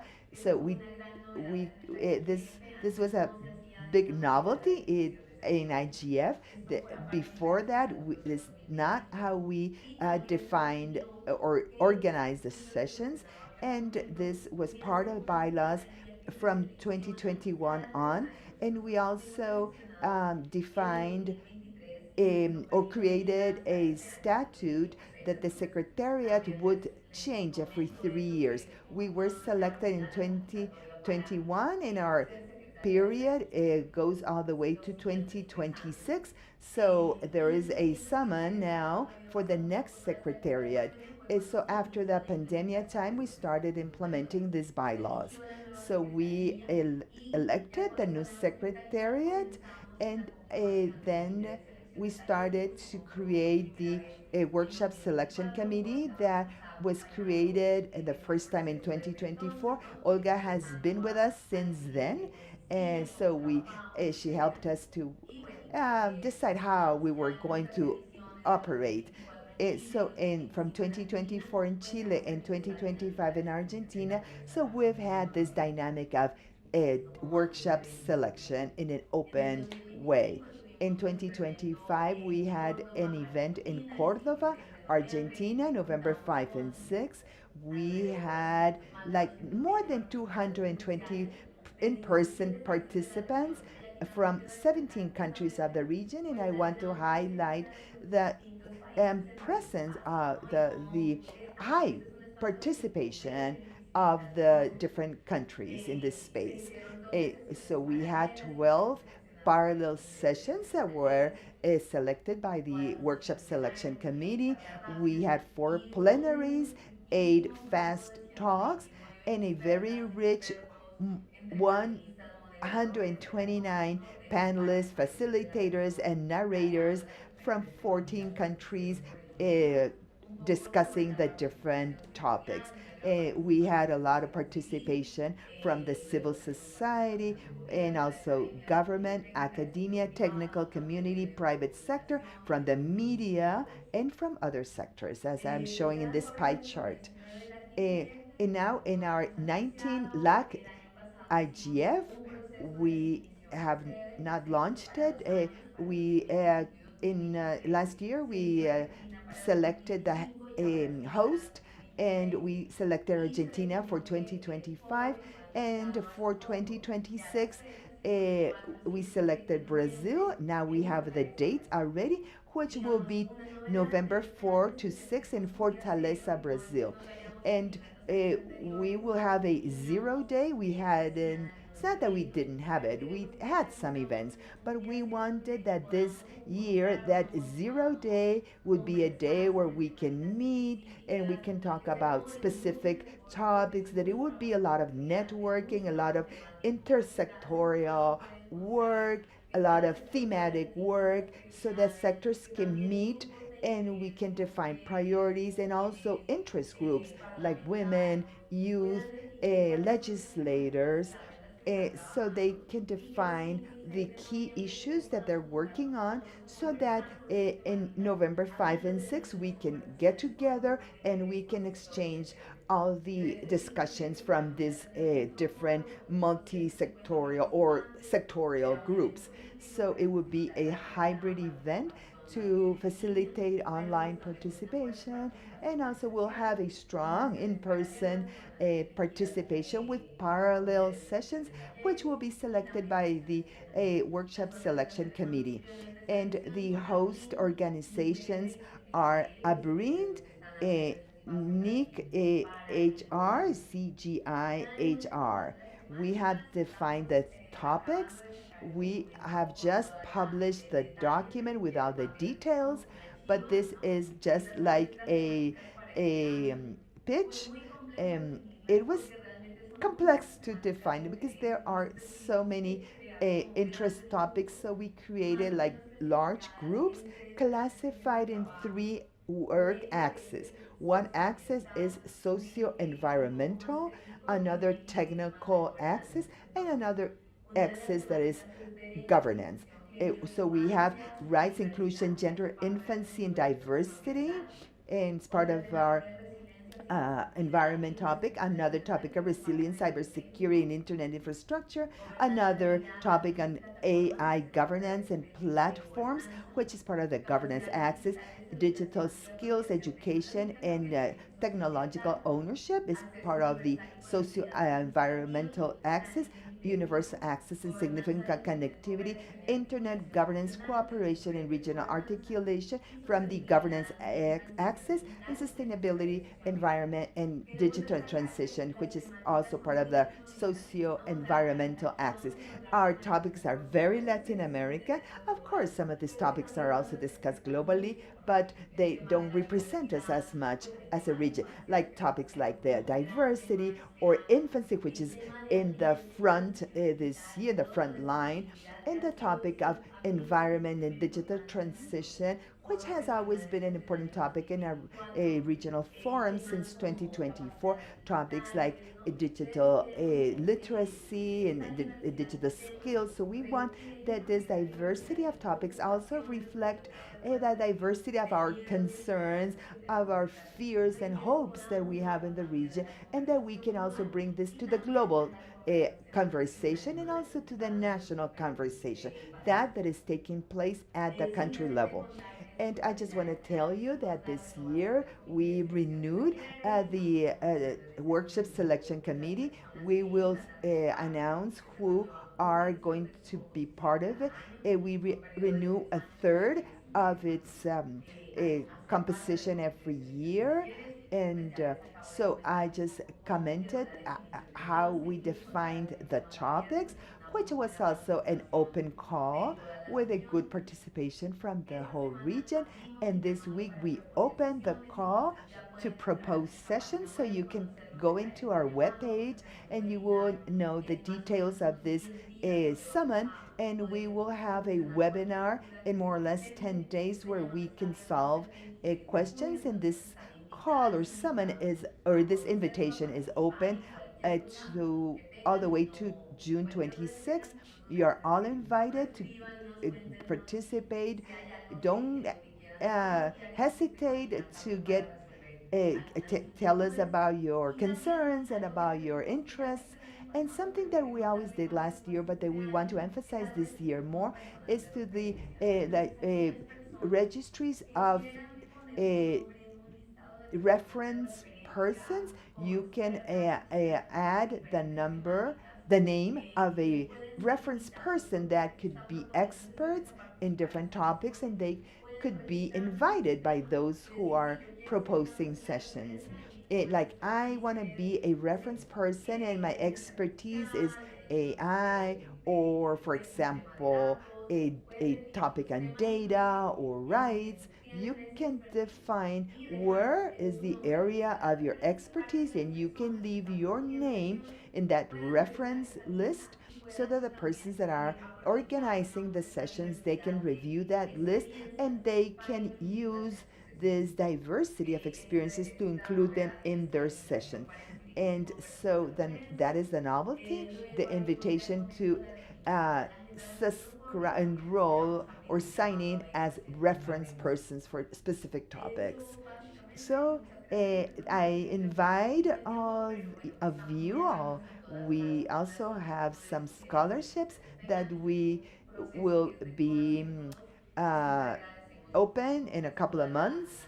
And thank you for all the feedback that we can receive on this process. An applause for Lillian. Thank you very much, Lillian. It's a huge work.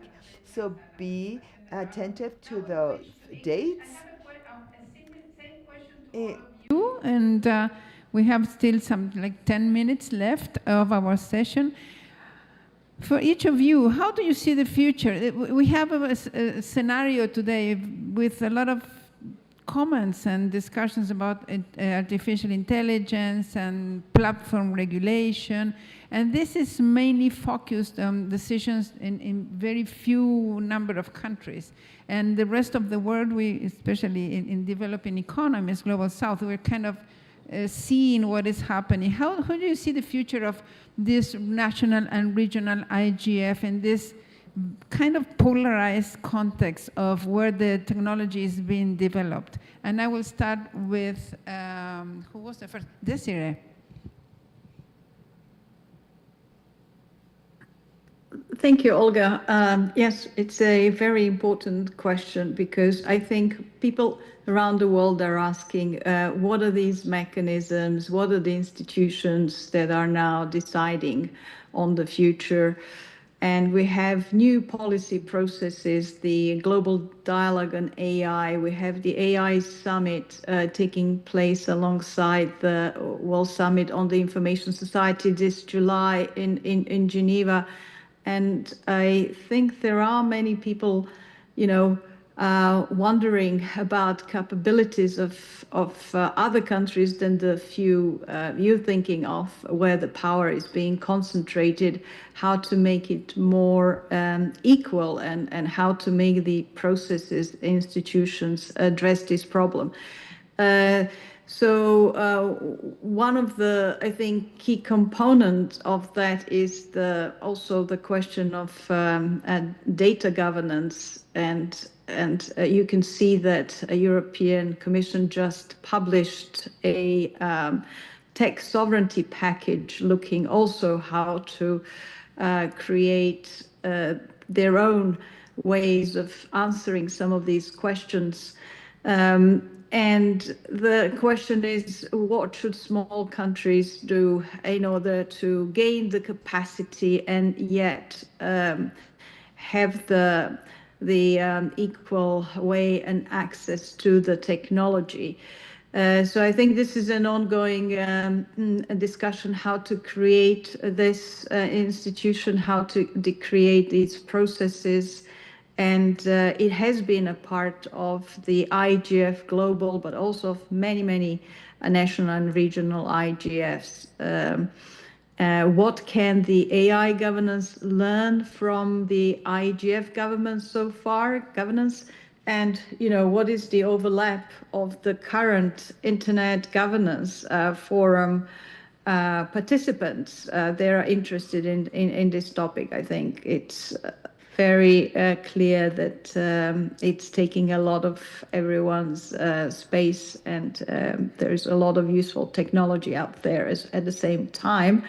But the global governance questions, apart from creating some safeguards and risk assessments and guidelines, many of these have been unanswered in terms of enabling environment or in terms of energy that is needed to run such technology, which in the end runs on the top of the digital commons that we currently have and that we have to maintain. So everything's speeding up, and we stay tuned, and we should be the ones who have the vision to design these new concepts and their opportunities out there, the AI Summit and the AI Global Dialogue as well. Thank you, Desiree. I'll stop here. Okay. Thank you. Difficult to follow all these outcomes, and I think that the national and regional IGF would be the kind of the global space to have all these conversations. Qusai, how do you see this polarized world of few countries designing technology? How do you see the role of national and regional IGF? Thank you for such an important issue, and I think it's a current issue. If we would look at AI today, we need to focus, at least from the point of our region, on 4 aspects. First, building our capacity, whether technological capacity, whether the infrastructure capacity, or the skills needed. 2, AI is empowering individuals, empowering businesses, empowering people. This is an area that we need to address and look at on the fact that AI is empowering people. 3 is how we can see AI as an ecosystem for innovation, how it can create opportunities, whether for youth or for individuals who may seek to see their ideas coming alive and create an opportunity out of their thoughts and ideas, and how it is reshaping the workforce and what other new jobs or what jobs it will replace. The 4th aspect is how it will deal with data, whether it is individual data, whether it is national data, whether it is data related to a private entity or government. So, and from these 4 aspects, we are looking for, and we are heading toward what we call sovereign AI. Not having silos, but having AI accommodating our, let's say, national or local needs. So if we are going to approach a governance framework or ethical dimension on AI, or we are talking about a global dialogue in that respect, we need to address these 4 factors, which is very closely related to our current situation in the region. And I guess it also reflects on other regions in the same. And I'll stop here. Thank you very much. Kusai, Shania, how do you see the role of our processes within this AI evolving scenario with very polarized places where it's developed? Based on the conversations happening within the region, I think it starts with understanding the overlap between internet governance and then AI governance. Then formalizing how the region wants to address it. So the CTU has taken the initiative, and we actually have a task force that's designated to addressing AI and the strategy the region takes towards it. So we have representatives from the countries in the region, mainly CTU members, and we are also working with the EU-LAC initiative on AI. And they recently had a series, Rule Makers or Rule Takers, where they looked at the rules that are already established, mainly coming from the EU, and how the Caribbean as a region and Latin America can not just adopt the rules that exist, but create the rules that they want to abide by. Because one thing with policy is that it's related to culture. And when you have culture differences, the rules don't necessarily migrate seamlessly. You have to take into consideration the culture of the people and then apply it to the policy. So we actually have a forum coming up, and the Caribbean Internet Governance Forum is actually using that AI forum as the consultation on AI. And we've invited a multitude of stakeholders from across the stakeholder group to participate. And I think that coming out of that forum, we'll have a better idea of how the region wants to approach AI and how the Internet Governance Forum regionally and nationally can support it. Very interesting that you're blending the national and regional activities with this AI, and you mentioned something very important, that we shouldn't only have regulations done by some other regions, but we should have our local vision of regulations with consider culture and national realities. Chen, how do you see our national, regional activities with this environment of artificial intelligence developing in different scenarios, in different countries? How do you see the future?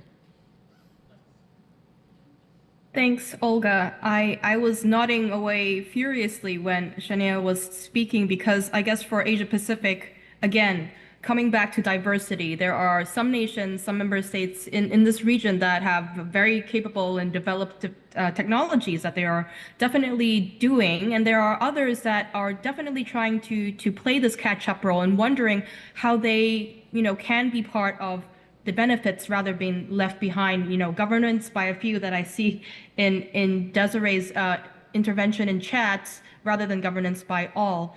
I think one thing is really important. I think the conversation in the Asia Pacific region has been looking at a lot of different things. And I guess from another perspective is, again, a lot of the AI systems, the governance right now, disproportionately favor dominant languages, marginalizing a lot of the smaller linguistic groups. And when Shania mentioned, the culture doesn't translate, that's perfectly a prime example of how we're looking at AI ethics as well, because again, AI ethics is built on the predominant, maybe Western-centric, global North-centric approach to these ethic discussions.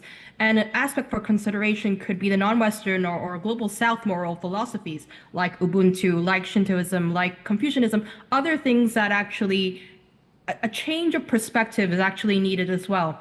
One thing that's also very important to remember in the business outcomes document, there has been, several clauses in there and several paragraphs that really call for the capacity building for Global South in all aspects of AI development and also, of course, governance. And I think this is increasingly clear to us, especially when we're looking at the regional context, when we're looking at different national contexts. This is something that is extremely valuable for the NRIs to be able to tease out at local level and bring these best practices, bring these learnings that we can share amongst the regions and, of course, reflect back when we have this global discussion. I think it's really, really important. Thank you, Jen. I will switch to Spanish now. Querida Lilian. ¿Cómo te parece esto? ¿Qué te parece que? Lillian, what do you think about this? I think that if our national and regional forums are going to be relevant in a scenario where all the artificial intelligence scenarios will be debated in other forums, and I think they're ruled by, Jen said this, languages of developed countries. How do you see the future of our activities of national and regional forums? Thank you, Olga. I see them more relevant than ever. And I think that right now, this moment marks a different moment. It's not the same as when the forum started. At the global level, they have really changed, and I think that the work done locally, and this is something we discussed in an event with communities from my sector, for example, which is civil society. We really work within to indigenous communities, and we can start working from the heart of the communities.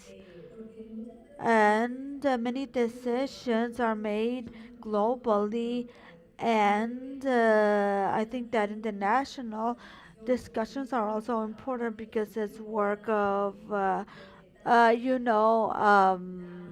sewing details when it's key to intervene from national processes and then try to say how we can articulate a regional conversation where we can reach some consensus. I think that our forums, and I'm going to say something that perhaps is not as politically correct, but should stop being as shy sometimes to propose things and establishing agreements.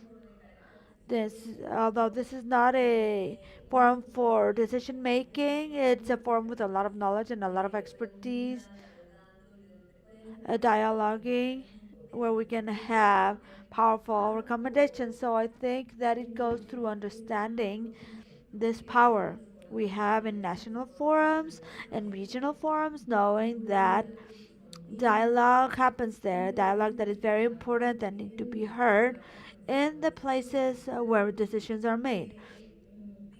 So let's say that I feel like it's to recognize this power, the power of our spaces, stop being a bit shy when regarding what we can do and the influence capability we have, believe that it's possible to influence and perhaps and also be a bit more strategic to see, for example, in what spaces where there are discussions we can bring these conclusions.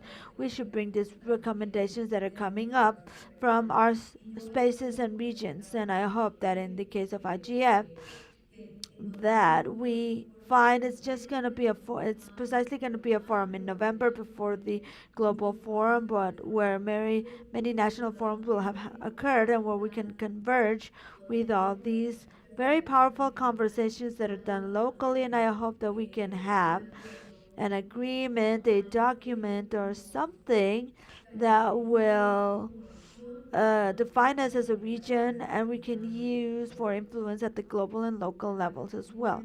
Thank you very much, Lillian. A big applause to our great panel. Very interesting. I hope to see you, some of you in Sevilla this week, or some of you in one of these beautiful activities online or on site. And I wish you all our heart and our appreciation from Antigua, Guatemala, and from our beautiful Latin American region. Gracias, Lilian, querida. Thank you all very much. And see you all somewhere. Have a good rest of the day. See you all. Thank you. Bye. Thank you. Gracias. Bye. Gracias. Thank you. Okay, that was nice. Bueno, interesante. Very well, interesting. Coffee? And we'll be back up 11:30. We have 2 super sessions now with people, just 1 virtual participant with the dear friends here, Panamanian friends, and a colleague that's going to be from an international organization but will participate from Chile. And then we have the super presentation of our dear Oscar that you cannot miss because he's always the star of the whole week. So please come with a lot of coffee. Well, please don't fall asleep. He's been working the whole week in the presentation. Don't make me chase you at 11:30. Do me a favor today, just today. Then you're gonna miss me, and I have this feeling of an empty nest when the last day ends that somehow you are leaving.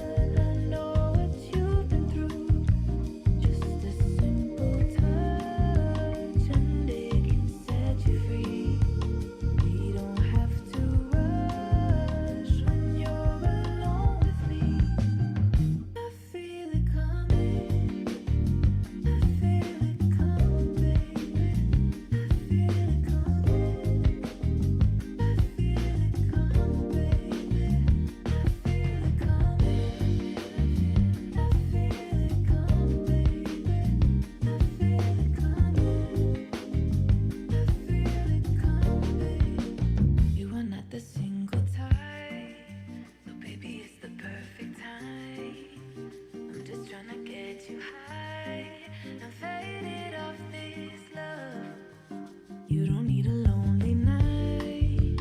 Baby, I can make it right. You just got to let me try to give you what you want.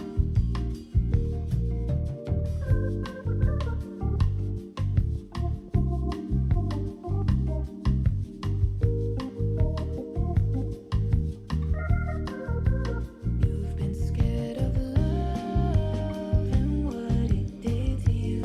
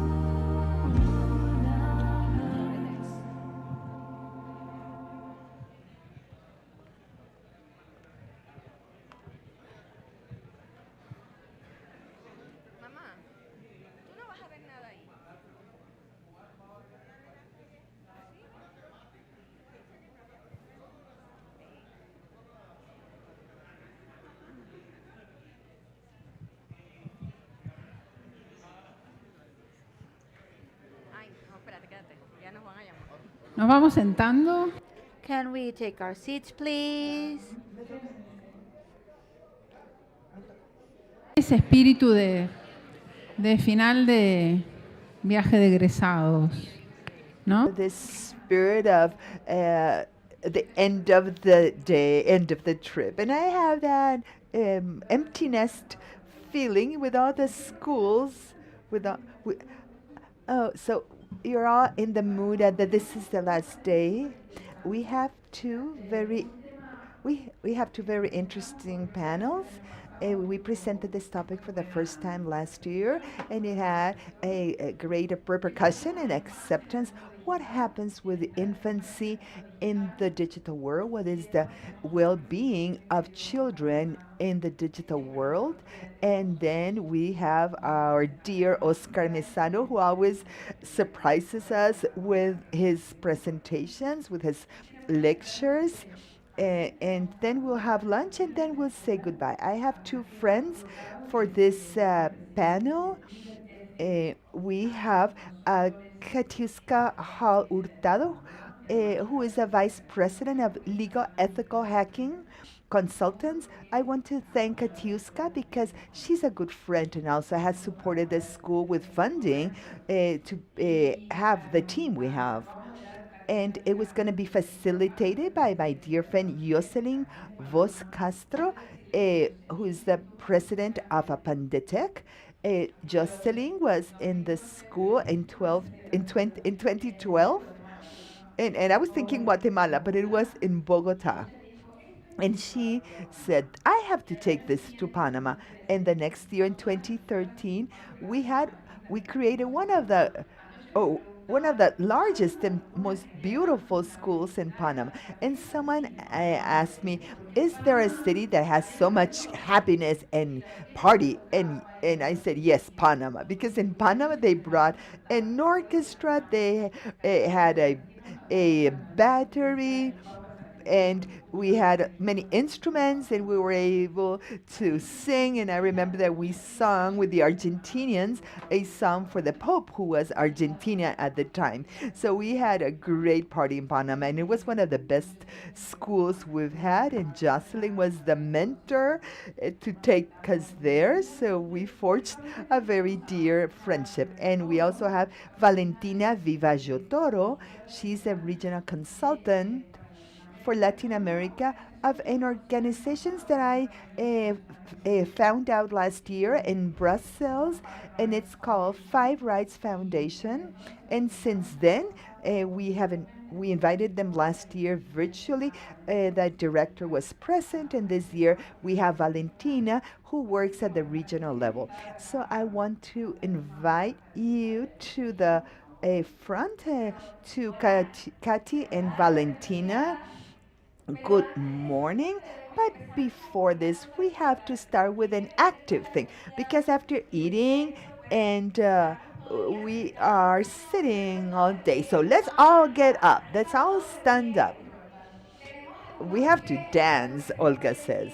And we have some prizes for those who behave well. So we are going to march marching.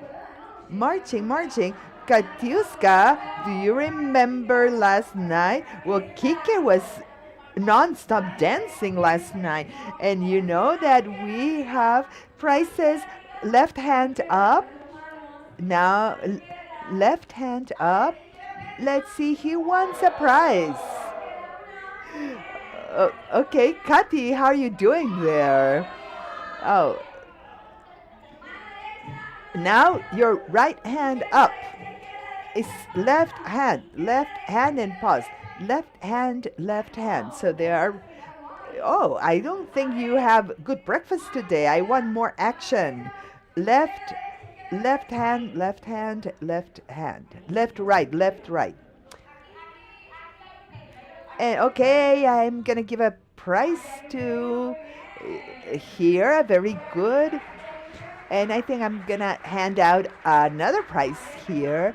Who else did I see that was moving very actively? Okay, in this row, who was enthusiastic? I think So they're just giving out prizes for the people that participated in the exercise. Uh, okay, we finished our active break, our active pause. Remember last night? Okay, welcome everybody. We wanted to get you back to the history of the childhood because we're going to touch upon an important topic and we wanted you to have to be energized. We're going to start this panel. I am here with two outstanding professionals in this field, but for a short time, let's imagine a girl. Her name is Clara. What is her name? Clara, yeah, very well. Clara is 11 years old, and she tells her dad, all my friends have a cell phone, and you don't buy me one. Daddy, I want a cell phone, I want a cell phone, I want a cell phone. And dad says, I am up to here, so I'll give you the cell phone. And this is very common. It's a very common story. And if they don't get the cell phone, they continue crying and crying. So the cell phone helps me communicate and helps me talk, chat with my friends and all this pretty story. But at the same time, we have another situation because as parents, we close the windows and the doors at night.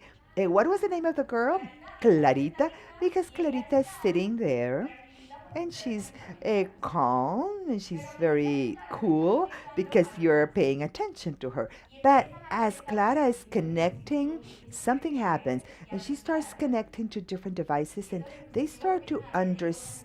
These devices start to understand and they start to follow Clarita, and these devices start getting to know Clarita, and these devices send information that has violence, for example, that's not adequate for her age. So what we thought that closing the windows and doors was the way to protect ourselves, but now we have another vulnerability, which is not coming from the outside, but is coming from the cell phones, from the devices. So let's start. I'm going to invite Katiuska and Valentina, and we're going to do a brief introduction. Hi, Valentina. Welcome, Valentina. How are you doing? Well, it's a pleasure to greet you. I'm doing well. I try to make people move to give you a chance to connect. Well, very well. I'm going to tell you Valentina and her foundation has carried out a very interesting research regards to childhood. And she wants to give us a brief introduction so that we understand that this world has diversified so much that it's provoking serious effects on our children. So, Valentina, please, you have the floor. Hello, Katiuska. Hello, Olga. Good morning to all of you from Santiago, Chile. I would have loved to be in Antigua, but it was impossible. So I'm happy to be with you remotely. And, so I'm following you through the streaming. First of all, I want to point out that to talk about the well being of the children, we have to define what are the problems, what are the risks that boys, girls, and adolescents are facing today. It's undeniable that they participate in the digital world, they can potentiate their learning, they can have social relationships, but it can also bring serious risk for their safety, for their privacy. So it affects some of the fundamental rights of children. Usually the emphasis is on the content or on the risks that are vulnerated by third parties, by unknown people, but it has to do with the architectures of the platform and of the digital platforms and products that designs the business models that facilitate these risks. Some days ago, the High Commissioner for Human Rights he said that it was urgent to have approaches that are effective to protect boys and girls from these risks. And for this purpose, the platforms need to be safe. And he also highlighted that this risk can be prevented. And keep this in mind because the High Commissioner said this is the result of business and deliberate decisions. And it's precisely that what we do from Five Rights for 10 years. We approach the systemic risks that boys and girls and adolescents face that based on design uh, so that they can all these experiences, digital experiences, be safe. And we put in evidence those companies that do not respect the rights of boys and girls. We know that there's several risks, and one of the important things for us is to categorize. We have a category that we call 5Cs, and that includes harmful contents, dangerous contacts, risk behaviors, and others that are cross-cutting risk because it goes through all this risk because it affects in a severe way boys and girls and adolescents. So what I want to say is that because of this risk, what happens through the platforms and the social networks, video games, is that the risks become amplified based on the design, which is partly oriented to profit, and they're deliberately created to capture attention, to prolong the usage time, and stimulates the interaction, generating more profit. So part of our work in our research, we have been able to show that we have been able to show this. In 2018, we had our first research called Disrupted Childhood. And in 2021, with Pathways, we also had an important breakthrough. And recently, we had a research with avatares, with simulated profiles in Mexico. And I'm going to talk about it. We're going to publish it this upcoming Monday. And we did it with the support of Revealing Realities, an international agency that's working in these topics and works with a Health National Institute in Mexico. And please bear with me because what I'm going to tell you is how is the trajectory that leads boys, girls, and adolescents to harmful contents at a point where they become vulnerable. They are at risk. So in Pathways, we use an innovative methodology based in simulated profiles of real adolescents in the UK. And then we published this in TikTok, Instagram, and Facebook, so that what the research did was to create profiles with their daily behaviors, how they moved along their platforms, what things they liked more, which apps they subscribe to.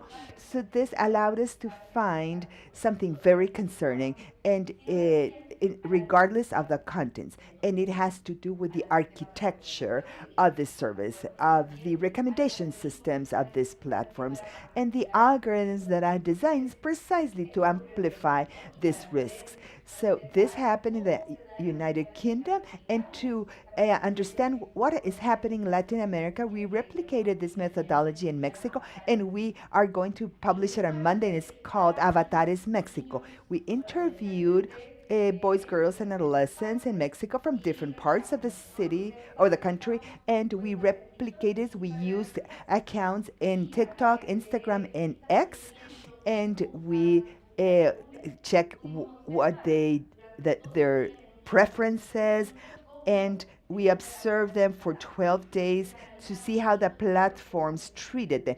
So, for example, mental health issues, violence, sexual contents,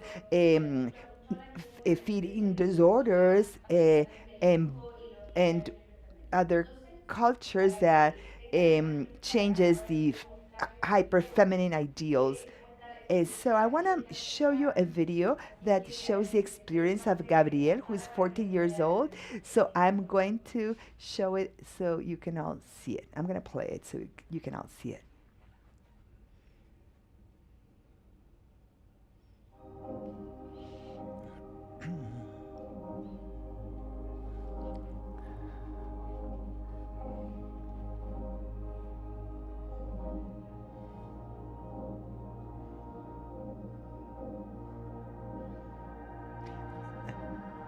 the scale up of the violent content increased as the uh, video progressed. Gabriel is 14 years old. This is what he's watching. The violent content was various and constant, predominating narco violence.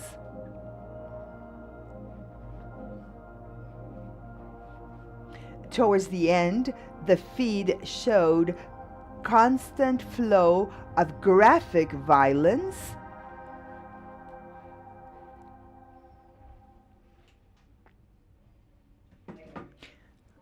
so as you were able to observe, these are strong images.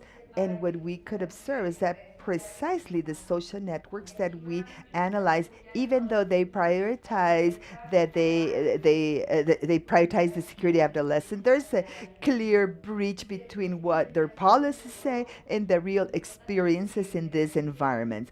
And what the research showed is that the design through their recommendation system and the browsing functions and the rewards that they have do not respect the rights of adolescents. On the contrary, they can be very harmful. And this is based because of decisions oriented to maximize interactions and increase profits. So the takeaways of this research is that the algorithm promote harmful content very early, very soon. And I want to highlight that that the interaction has contents of sadness, and there were some videos that normalized suicide, and they have no warnings and no support resources. And when we also had another video without any censorship, where it was shown dead bodies, and we were able to see that TikTok shows sexualized videos simulating sexual acts, and looking common and neutral contents like bikinis or beauty, or for example, the searches on Sinaloa, the videos with decapitations and with brutal violence flooded the net, and adolescents were watching this. Another important thing has to do with the design that fosters a prolonged exposition. And it is clear to understand that the functions of this game act as rewards, behavioral rewards, and they do this through different prices or coins or symbolic rewards. And we could observe is that TikTok is in an avatar is exposed to this functions of rewards, and at the same time the attention becomes monetized even when it's showing emotional suffering. And it is key to observe what's happening in other places. And we could see that in Mexico, it's still active, a program. It's called TikTok Lite Reward, which was withdrawn from the European Union in 2024 because it was violating the law of digital service, precisely because it had an addictive design and because of its effects on physical and mental health, and also adults, but particularly the children. So now we are doing a categorization of children that deserve or that merit more protection and who don't need so much protection. So that is something to bear in mind. And last thing I want to highlight is that the platforms do not verify the age. They require that all the children are 13 years old. No platforms really controls who enters into the platform. There is no barriers. They don't ask for birth dates or any type of ID verification. And this was particularly interesting in TikTok and Instagram because they both claim to have a protection system and detection for boys and girls, and it was not working. So it is clear that the risks are not accidental, they're not isolated, and the design decision that are systemic are the main reason why this happens. They're deliberate. So another point that I want you to bear in mind is that we promote a right approach on the rights of boys and girls in the technological design. That means that the products and service be age appropriate from the design and by default. And this should nourish and inform the decisions that the designers have to follow and abide by. And these business models have to also be involved. And so now we have to have spoilers. We have to evaluate this type of products and services. And we have to identify potential risks so we can avoid damage before it happens and not not be sorry afterwards. So this thing with this, I set the stage for what we are going to discuss in this panel. Thank you, Valentina, and thank you for presenting this new subject. And we're going to talk about the vulnerabilities that minors suffer in this Latin American environment. Katiuska, which of these risks do you think are more underestimated by parents and legal guardians in the region? So you asked this question knowing that I'm an attorney, so yeah, and I'm a mother as well, so that's what we're going to look at. Although everything that Valentina has explained are the new risks, we should not forget the permanent and existing risks nowadays, and that unfortunately in our regulation have come into be criminal typifications too late. For example, grooming in our country, Panama, until later on there's a criminal regulation that typifies this as a crime. The subject of extortions as well, cyber harassment, is a very latent subject in all our countries. And unfortunately, as has happened with everything related to technology, regulations come later, so to speak. To give you an example, in terms of cyber harassment, in Panama, in the first trimester of the school year of this year, 2026, 3 suicides of minors have been reported in schools as a result of cyber harassment, cyberbullying, and traveling for us.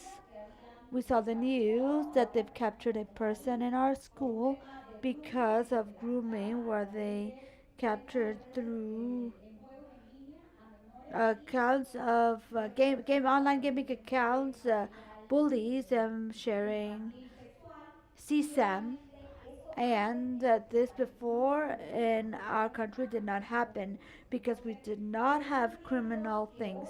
So these are risks that remain latent today, but we still have countries in our region that still have not typified this as a crime, and of course prosecuting this becomes difficult.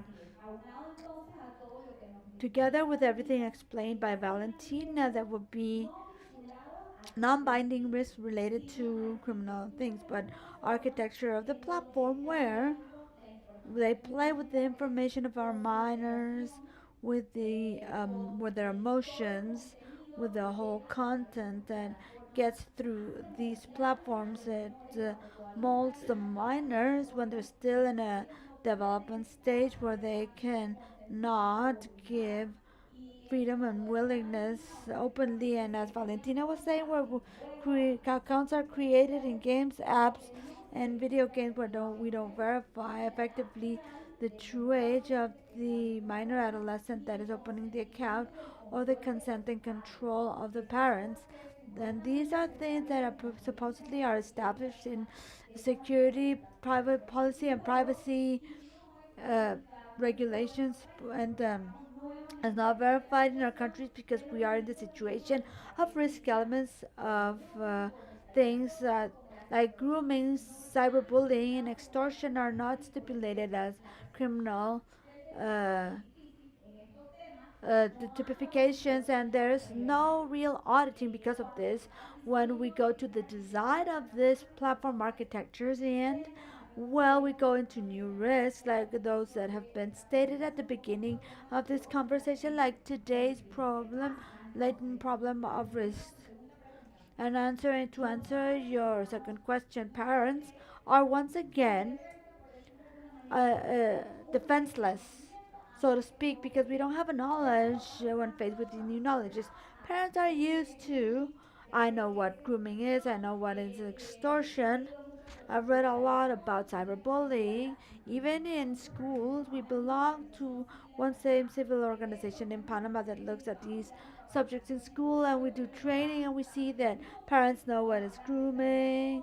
They talk about cyberbullying and the needs in schools, but these new risks that this yes, so we need to start this culture of evangelization to the parents because these are the underestimated risks. As you were saying, in the indexes of our panel, we believe that closing the doors, closing the windows, telling the children don't speak with the strangers in the street, they are sure, and now saying something like, now look at what game you will download. These are the risks we are exposed to, that the minors are exposed to, and the parents don't know. So from this conversation, we can extract that the design of these tools is digital risk for our minors, and there are complex situations that go beyond the crimes we're used to, or perhaps what in this forum we were discussing about in other sessions. But now we have it has expanded to specific situations in the development and design of these tools. Valentina, tell me, the report you developed states that the rights of children should prevail over commercial objectives when there is this type of conflict. How to translate this principle developed by the study to decisions that are really specific of the design of digital products? Thank you, Jocelyn. Listen, I think this is a great question. Specifically, to readdress what Katiuska was saying, when we analyze what are the risks, contact risks, for example, one of the contact risks is grooming or content. They can receive pornography, for example. All of this is like, so to speak, if we can say this easily, like the structure is the entryway, is the gateway, the gate of the house, the door, the windows, and if they're open or semi open, it's going to be dangerous. So, from this prism, is where what we see is that to be able to have safe digital spaces for boys and girls, what we need is that by design or by defect and by default, it means that the pre-configuration comes with this and that you don't have to press a button and make the platform have this level of safety and to come from the design and by default so that these spaces are adequate for boys and girls, and here in a specific way to say that they can have contact with stranger third parties. This is very clear. Or they should also not be commercially exploited by, for example, the practices that the platform has to earn more because the more interaction, the more earning. So, in the report you were talking about, Jocelyn, is a report of good practices we launched in March last year, and within this, what we did, and I want to invite you to read this, it's very practical and simple. And we proposed 10 regulatory principles for this, and within the points that are key to right, ultimately, we have this principle that goes from the design by default, and also impact assessments in children's rights and boys and girls' rights, because in other rights, the food, for example, or aviation, before we have the products, it's necessary to comply with certain security requirements. So what we are advocating for is to apply this logic through due diligence, and together with this, with these impact assessments of the rights of children, review how it can impact their privacy, freedom of speech, the right to participate, to develop, etc., and ultimately see, okay, we have a risk. What do we do with this risk? We assess this and mitigate it. Therefore, we avoid that this tool, tech tool or system, gets to the market and reaches the boys and girls when the damage has been done. So, this is where we do a call to apply the caution principle to avoid before regretting. Thank you, Valentina Katiuska. In the framework of Valentina, then Valentina talks about where should we bear the biggest weight of the responsibility of parents in schools, platforms, tech platforms, governments. Tell us. Okay, we're talking about, and I'm going to start by answering a bit about what Valentina is talking about. We give a responsibility to the platforms, but where the regulations in the United States and Europe are those that describe this type of international standards, where we should do impact assessment for the risk of the minors, where we should effectively validate the age of the minor, consent, etc. But what happens in the global south and our Latin since there isn't a precise regulation, and since we don't have the capability, and we speak about tech economic capability and everything it implies to give follow up to this subject here, measures are more relaxed, and technologies apply filters in the countries in Europe, United States, Canada, etc. And in our countries, it's managed differently. So that's what Valentina was saying.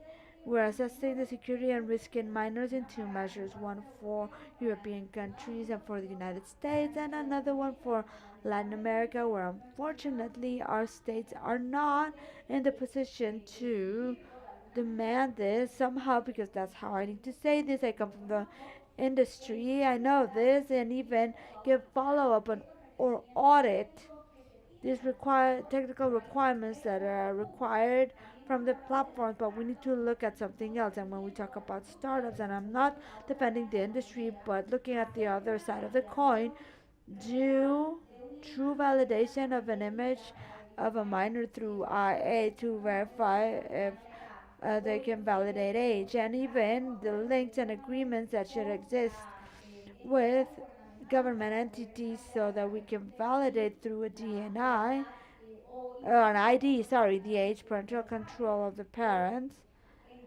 So this process is bureaucratic, and it's difficult to acquire this technology to validate the age of the minor. This is very expensive. So what do we do with the startups in our countries that don't or can't comply perhaps with this technical criteria to the standards that are in Europe and in North America? And this comes back to make safety uh, important for the people in Latin America that deserve this, as well as minors deserve this in other latitudes. This regarding tech. I've spoken a bit about the deficiencies in the government sector, the lack of regulations, the lack of structures to provide audit and follow up to the standards that are imposed, because we still don't have them. We don't have global standards for our Latin America in this aspect. But here we should not leave behind the social responsibility and parental responsibility. And I've talked about our uh, social responsibility, that we need to put the human being in the middle of tech development, and talking about from the industry sector, private sector, and government sector, and placing this human being in the middle is putting minors in the midst of this development, and try or make sure that the safety we apply complies with minor protection, minors' rights, etc. But what happens? We are in a region, a Latin American region, where unfortunately, for example, to talk about statistics, 50% of children up to 12 years, which are most vulnerable in terms of platforms, are developed in monoparental households. That is just with the mother, this mother that perhaps needs to be an entrepreneur to find earn their daily bread, and mothers that in some places don't have daycares for these 2 3 year old children before going to school have a safe space where they can be in, and even the moms that need to take their children to school. Because I want to give you an example. We've come gone to market 2 times to find handicrafts, and those that are in handicraft shops are women that are sewing something and a weaving, but all the children had a cell phone in their hands looking at videos. Sometimes the mom doesn't know what they're doing, but for them, they are safe. So there is a lag in the whole system of gears in the government system to provide uh, adequate tools to have safe parks and daycares where the mothers can have these children. But because of not, the easiest thing is to give them a cell phone and uh, leave them with the grandmother and for them to have devices with no control. So here is not to give them a degree of responsibility to someone or a sector, but understand that we all have a responsibility in this subject, everyone with what we have to do. For me, and I always say this, parents first, when I'm going to talk about these subjects, I always talk about that we as parents have the responsibility uh, with our children of rights and obligations, and in the rights we need to give them food, dress, education, etc. But this is not physical, but in the virtual aspect. So this extension of our parental protection or our power as parents needs to be done in virtual environments. The parents are those responsible, and then socially, in government and the private sector, everyone has their own role and responsibility.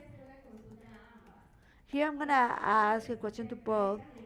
In an environment where there are gaps of connectivity, and we've seen this all week, how do we balance digital inclusion and effective protection of childhood in our platforms?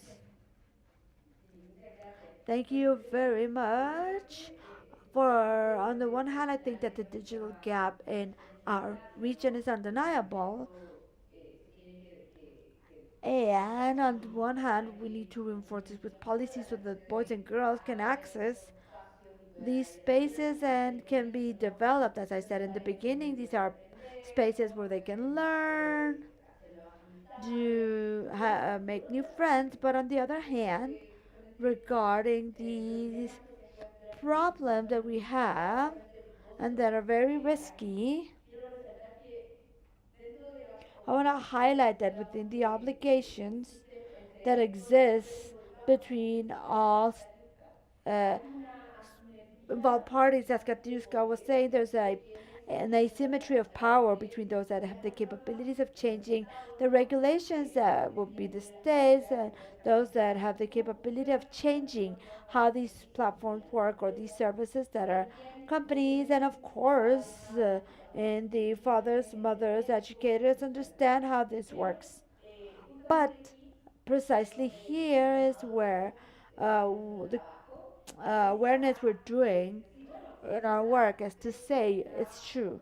You have the responsibility of communicating and have critical thinking regarding this, but you can't assume the responsibilities, huge responsibilities that have to do with the decisions that could or could not change the situation. So I want to talk very specifically about parental controls or education required for them, and it's important, but because of the systems that the way they are designed to capture and retain information, has there's a false of safety that is as a false sense of safety, to say that if you have this parental control, everything's good, you can browse safely, and we've seen that's not the case. On the other hand, we think that requiring these Structural changes in companies and in regulations is something that is key, and the state role here becomes important because it's important to understand that for us to have a long term change, there need to be regulations that delve deeper into these things. And here, I just want to talk about something that for us is key, and it's that regulations need to be systemic. Technologically neutral say that they don't focus in one or another technology, but that can be adapted to the future, and of course to be focused on how business models function, because what we've seen is that there are no true guarantees. And I want to add that we're not doing that bad in the region, although in Europe they're more advanced in terms of regulation. A couple of months back, Brazil published and started to this went into effect the digital ECA, that's a robust regulation of systemic protection of children and adolescents in digital world. And it's this great progress, and it's an example for Latin American countries and the Caribbean to be able to move forward in this regard. And also when there are no regulations, because of course these are long processes, it can take more or less depending on national legislations. But also there are positive examples like in Mexico they have a code that was inspired in the own a code of the UK that gathers good practices on how to handle information of boys, girls, and adolescents in digital worlds. And it's important to look at this subject because what they do is guide the acting of these companies, that although there isn't legislation, they can change their practice ways. So in the points contemplated by this data minimization, we have the restriction of dark patterns and ultimately design functions that are contrary to the knowledge of boys and girls. So aside from inclusion and gaps that are important, we need to ask ourselves, okay, once there, how safe are the spaces so that they can develop themselves, even in schools, right? How safe it is for them to participate, and how data is protected. So in this sense, the configuration that comes from the beginning are key, and you don't necessarily need a law. That's the ideal case, but we can start with good practice codes. So there, I think we have a point, because in this very long career, we need to go step by step, and each country has their own idiosyncrasies and priorities, and we can go on these two lanes, separate lanes, to the margin to enhance that boys and girls have access to these tools as long as they're safe. So this is the awareness I want to raise with you. Yes, thank you. I just want to support a bit about what Valentina is talking about. Without a doubt, national plans of each country have their priorities, and I believe that the safety of minors in this connectivity subject needs to be one of the security items in the connectivity plans. For example, in Panama, our connectivity plan dates a couple of years back now, and without a doubt, what they were looking for is to bring the state and the citizenship closer, to foster state services through digital platforms. And now the states that go to the subject of closing the connectivity gap need to go more in the education aspect and safety of minors in the digital spaces, because the state getting to the communities is a priority in the state openness. But the topic of minor safety and bringing ideology of human beings in the center of everything we're developing is something we need to focus on, taking into account our characteristics and what both have mentioned. Without a doubt, it seems like North America or Europe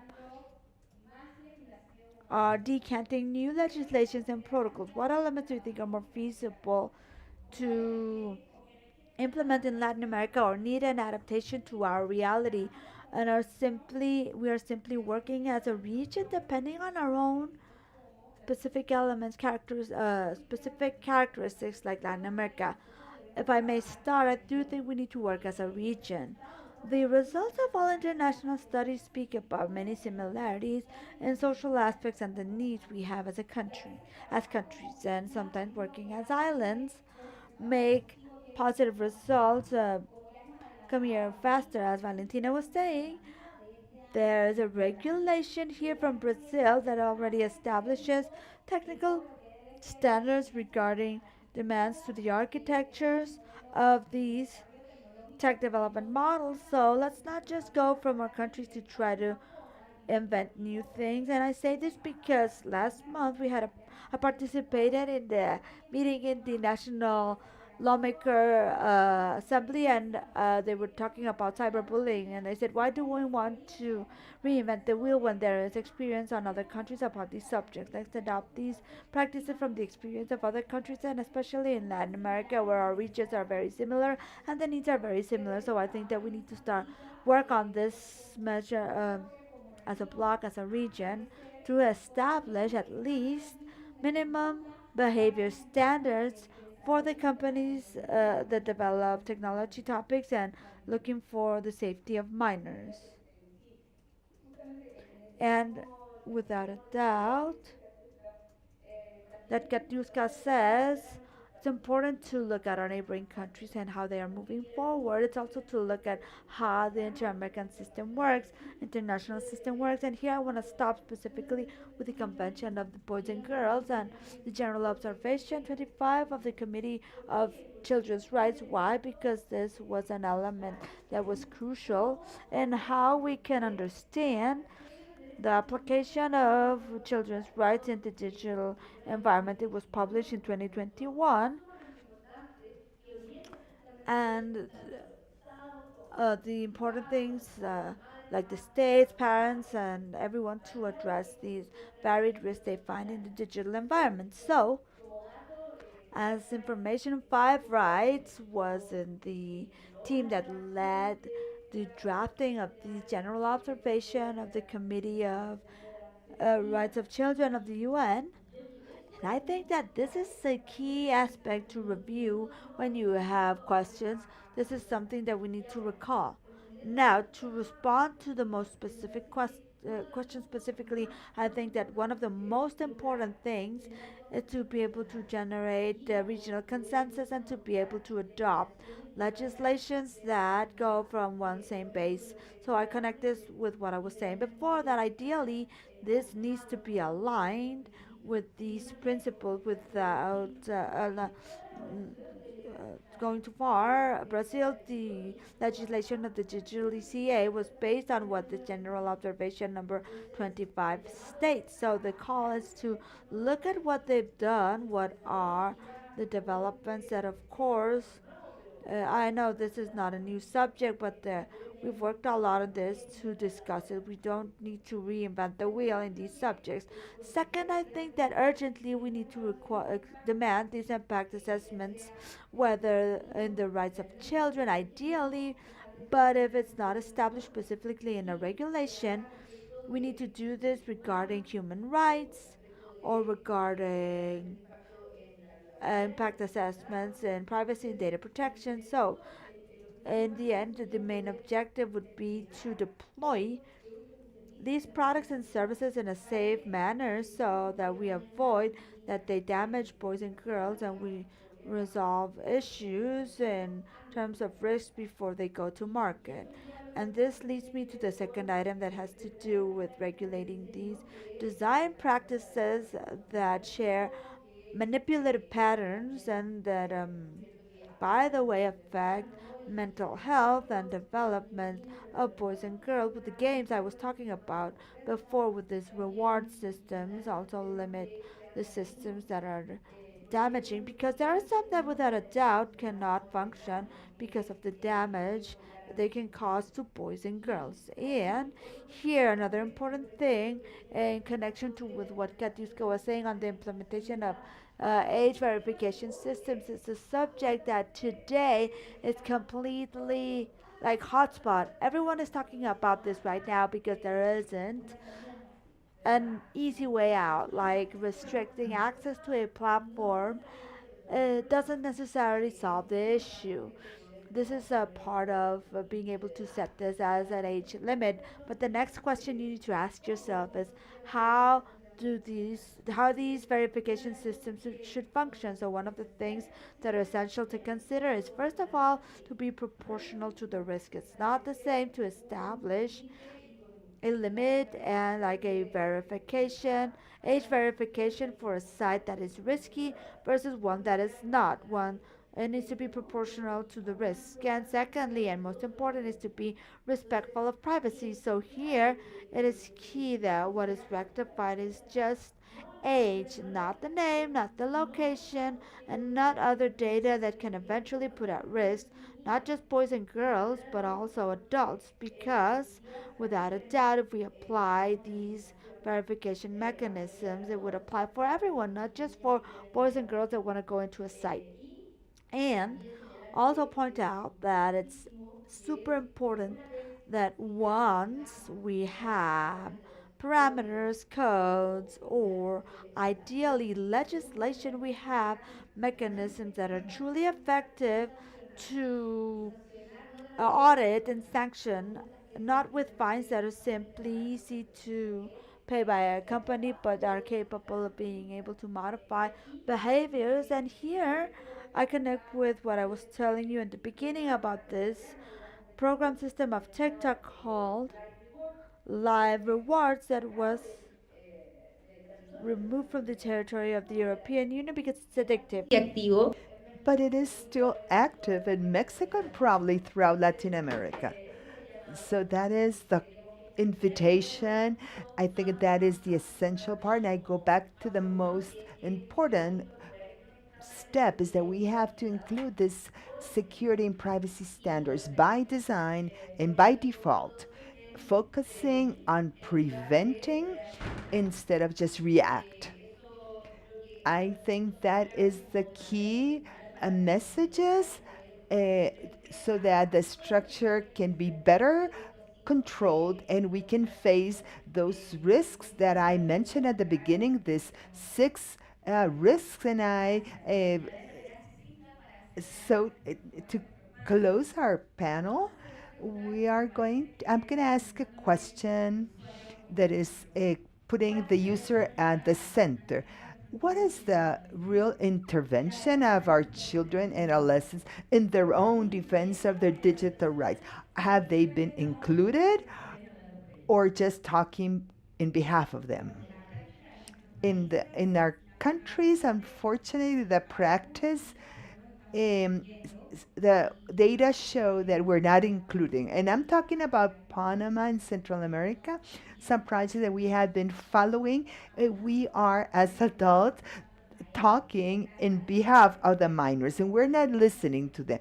But thanks to projects like Firefly and others, in Europe, yes, the minors have been participating, and I think it is important to include them because our children are losing the development of critical thought because of AI. They are even having parasocial relationships with AI, things that they used to ask parents. Now they ask AI and they believe on the responses, the answers they get from AI. So it is very important to involve the minors, the children, not only in verifying the reality that they're living, but also to establish behavior patterns and be able to improve the standards of the systems at international level. But yes, we should include them. We should listen to their voices because they are at the core of the issue. Totally, I totally agree. The first thing is to understand that boys, girls, and adolescents have a autonomy. They have the capacity to develop the critical thought, and they can start to participate in different modalities. So one of the most important issues is to include them throughout the life cycle of technology so that they can exercise power and they can have the safeguards to basically influence the decisions on the deciding governments that shape their lives, their life experiences, in accordance to their rights, their supreme interest, and it's particularly like Katiuska says, regarding AI. We have a group of ambassadors, of young ambassadors, more than 370 countries, and they have expressed that for them it is very useful in terms of education. They save time, so AI is important to them. They can help with their homework, but there also the fear to lose that critical thought, that critical thinking, and we think that excessive use of these platforms can lead to that. So we think that boys and girls and adolescents have to involved in a meaningful way, not in a symbolic way. So we are talking about them. We have to invite them to the discussion, to the discussion tables, so that they can influence in the decisions that are being taken on their behalf. And we have seen this in our work and research. We have seen that frequently the understanding of these systems is not easy. Sometimes the children don't understand how AI works. Um, but that does not mean that they cannot be part of the conversation. And I think that is a core issue. And I also want to provide another example of effective participation based on the general observation number 25 that I mentioned before. When it was drafted, we did consultation and we involved more than 700 children in 27 countries, including America, and that so in this process, we have included the children's and adolescents' perspective and opinions on access, participation, privacy, and other issues that are very linked to this technology. So the invitation is that if we're going to make decisions on the children, they have to be sitting at the table. Otherwise, we are excluding them and we don't treat them as subjects of right, as holders, but we relegate them what adults say in behalf of them. So adults are speaking for them. So we have to have a focus or emphasis on the protection of children. It has to be an approach that includes them freely, creatively, and in an informed fashion. I want to wrap up this forum with a. You remember Clarita that she was telling a story where Clarita was saying that in a cybersecurity forum, a group of experts, they believed this fake where they were going to do an active pause, and they all jumped. No, they did not march. They did not jump. They marched, and they all raised their left hand and then their right hand, and they all had prizes. So they were very enthusiastic because they could win a prize. So even that important forum of cybersecurity, experts and specialists in adults fell in the trap. What can we expect in the terms of the protection of our children? Thank you. Have a great day. Okay, before going to Q&As, I want to ask you, what do you think of these prohibitions, for example, by Australia? I have two kids that are young adults. Fortunately, I was not in this technology era, but I think that the prohibitions trigger a desire to break the rules. Okay, We have several hands raised. Good afternoon. I am from Colombia, Nelson Molano, and I have a comment more than a question.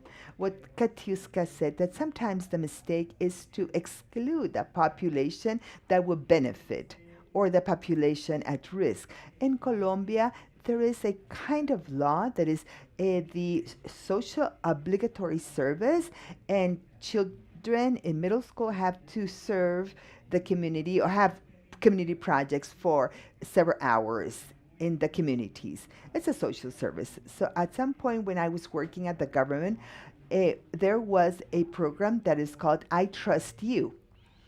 And it was what a little bit what you're talking about, to educate the youth so they do not fall in this cyber crime traps. And I think that something that worked was that because the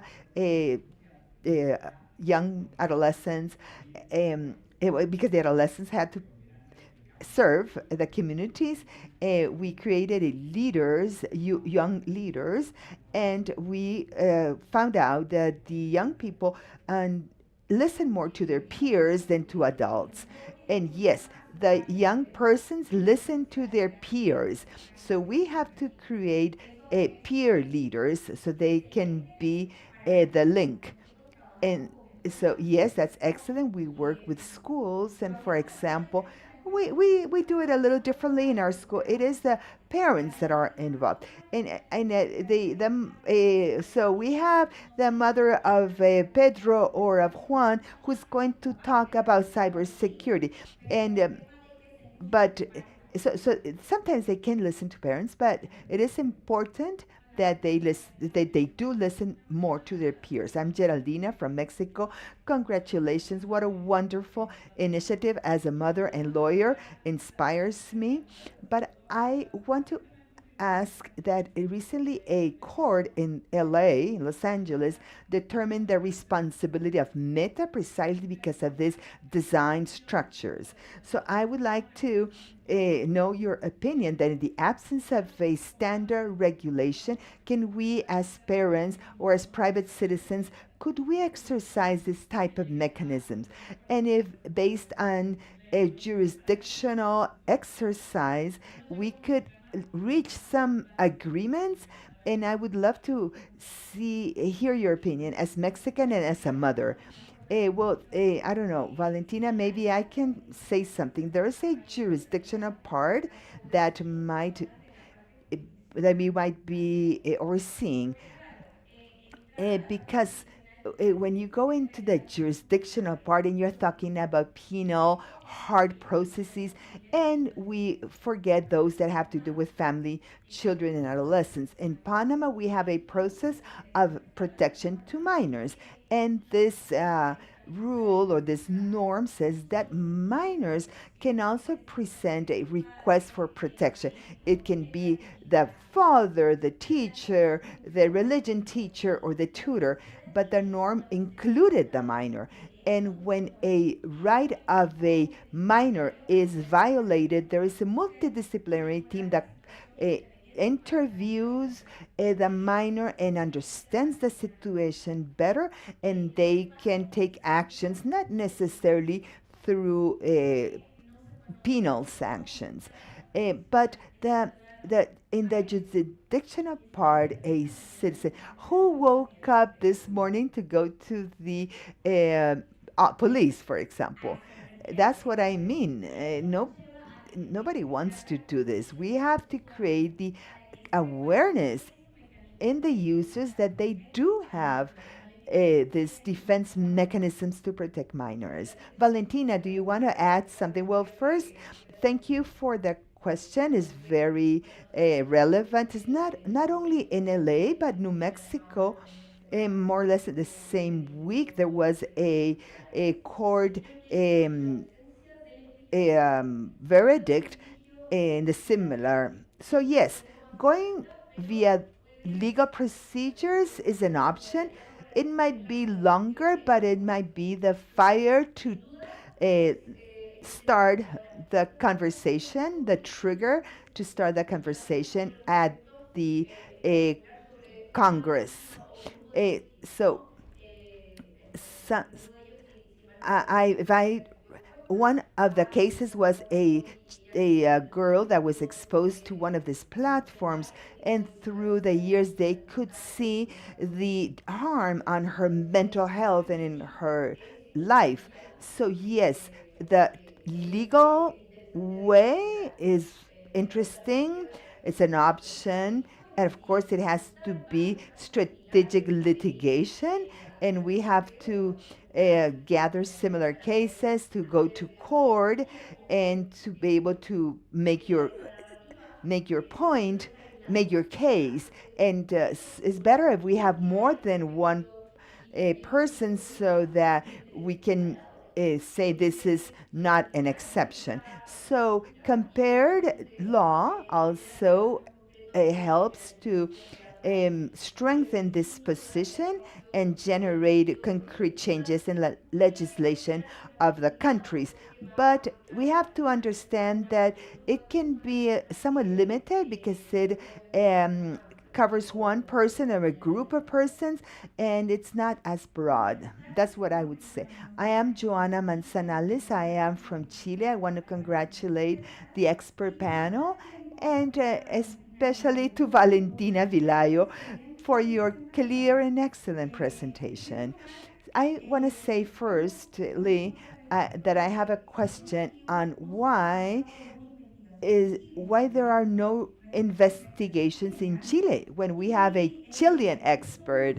And this would be very helpful to make decisions and in formulating public policies, understanding that Chile has like 3,700,000 students in high school, and we have a high connectivity level. Up to June, we are only lacking 29 facilities to have 100% connectivity.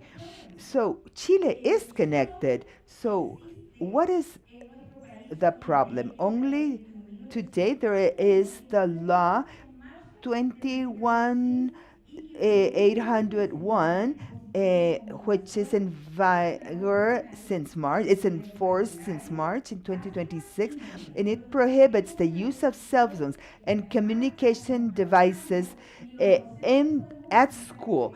So not even teachers can use a cell phone unless you have a very strong reason, but we are in disadvantages in terms of cybersecurity and in terms of mental health of our children and adolescents.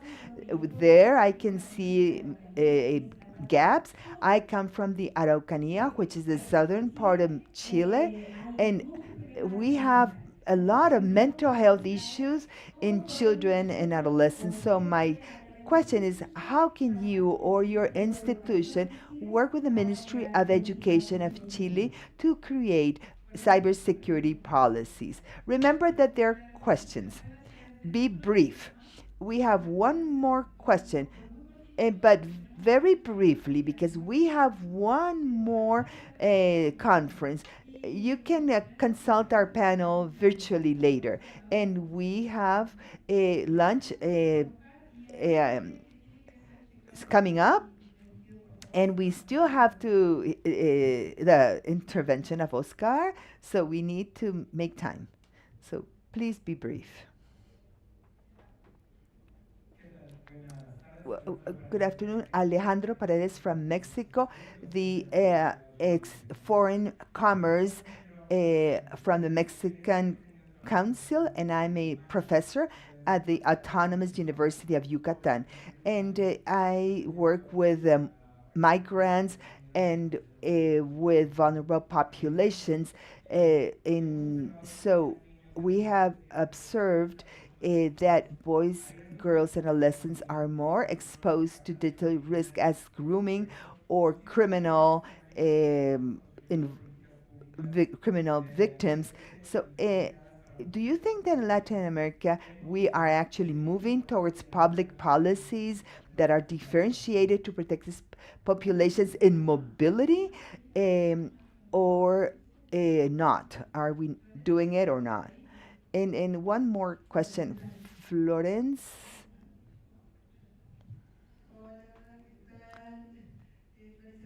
Florence Villar from Argentina. I work in cybersecurity, and I thank this forum, your excellent presentation. One of the things that attract my attention is the generative AI and all the synthetic contents that we have currently. What are you demanding from the companies that are developers? Because you're talking about what we do at the state level, but they knocked on the door of Meta, on the port of Google. I had to knock on the door of Google for a content of minors. They would not open that door. They did not pay attention to us. So I had to go somewhere else and demand through some lawyers that were friends of mine that they had to stop uploading that harmful contents for minors. But Google hated us. So how are you dealing with private companies? Because we're talking of public policies, perfect, we but but we are talking about what's really happening to us. Okay, brief answers, and then we'll go to this next conference. I can say uh, about human trafficking, populations in mobility. And this is critical. And we are not only talking about vulnerable groups, but intersectionality. We have a migrant group that is already vulnerable, and at top of that, it might be a minor. On top of that, it can be a woman that is also a minor. So there are so many elements that come together to make these persons more vulnerable. And this has and we know that these mechanisms of attacks to our minors are being done through massive information tools.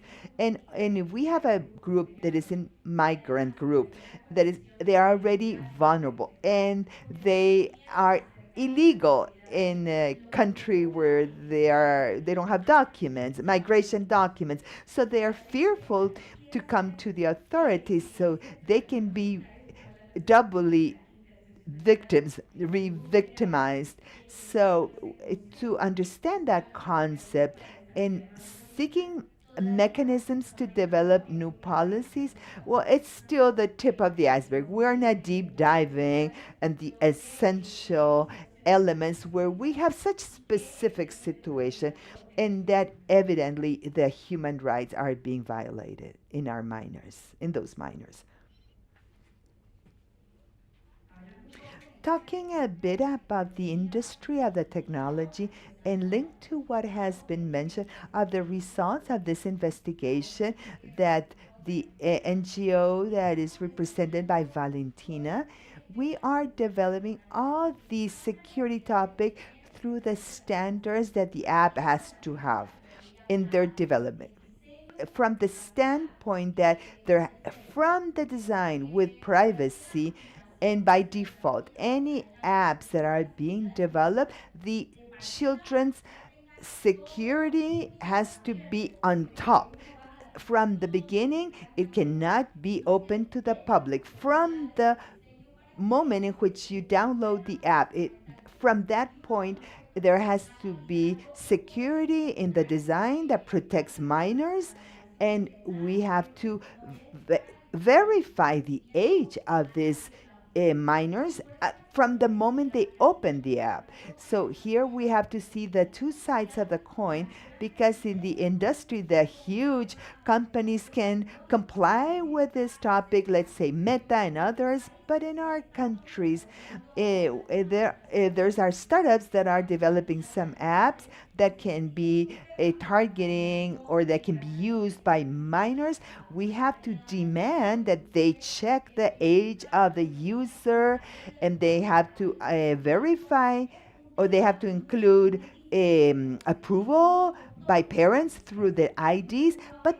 this is all very onerous for the companies. So working from validating risk standards when you are designing and you are verifying compliance, like the protections for minors or privacy policies and the safety of information in our countries is at all fragmented. So it is here where we're taking our first steps to have effective security controls in the industry, especially when they are directed to minors. Valentina, the question from Chile. I'm going to be very concise. The first questions that I think that my colleague answered it, our foundation, we are working internationally, and we are working in Latin America. I hope that soon we will be working in Chile. But I want to answer the last question that is very interesting, is how to broach the private sector. And here, from Five Rights, we have created a code that has to do with children and AI. Obviously, it has dealing with open use. So this is aimed at the private sector to guide them how they can check the ages, and we are creating a framework that is easy to use to create systems that are safe, transparent, that have cybersecurity, privacy throughout the life cycle of AI, so that they can have tools to identify and mitigate risks before they are implemented. And we can do this through standards that the private sector can use, and obviously the the way that the reception of this information from the private sector is variable. Sometimes they say, okay, we're going to implement parental controls or digital literacy, but there are few who are really on board. So we make a call, an invitation to join this conversation. That is why we are making this code available, so that it's very practical to use. So we are hoping that the companies are not necessarily obligated by legislation, but that it comes from their own interest and their own will. Next year, we're going to leave 2 hours for this panel. Last year, this panel was very successful. It is a topic that is very interesting. Thank you, Katiuska, Jocelyn, and Valentina. And now we're going to our star, Mr. Oscar Mesano, creator of the internet in Argentina and Latin America, and a very dear friend. An applause for Oscar, please.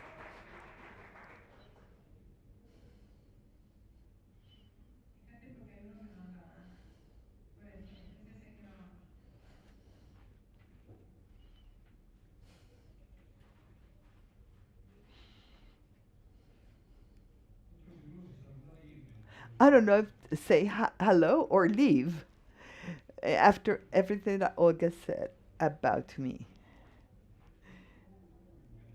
Good afternoon.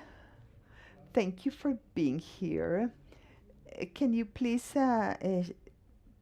load my presentation? Thank you. It is a topic that it might be a little weird and complex, but interesting. The sixth revolution. What am I talking about? That's what I want to explain. When we talk about a sixth revolution, we are promoting a profound transformation that reshapes the structures of society. That is the AI that is helping me. 30 years ago, over 30 years, we are working for and with and for internet. With what internet has done for us, it has distributed throughout the world, and the benefits for citizens, especially the services that we have currently, and we have almost forgotten how incredible they are. If we do, if we don't have water, we protest. But if we are left without internet, it's like we're suspended in space, and we don't even know what to do. So I always said that internet was the fifth revolution because of the changes that it has uh, impacted our societies globally. But there is a but.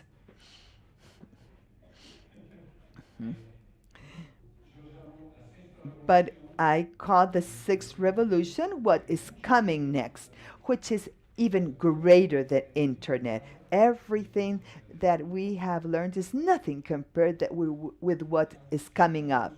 The sixth revolution is not AI, it is a trilogy that is permanently functioning and produces all the phenomena that we are getting to know. And it's robotic, artificial intelligence, and quantum computing. And each has a place or is a piece of this revolution. And we are already living this reality. And we are going to have to learn to live with it.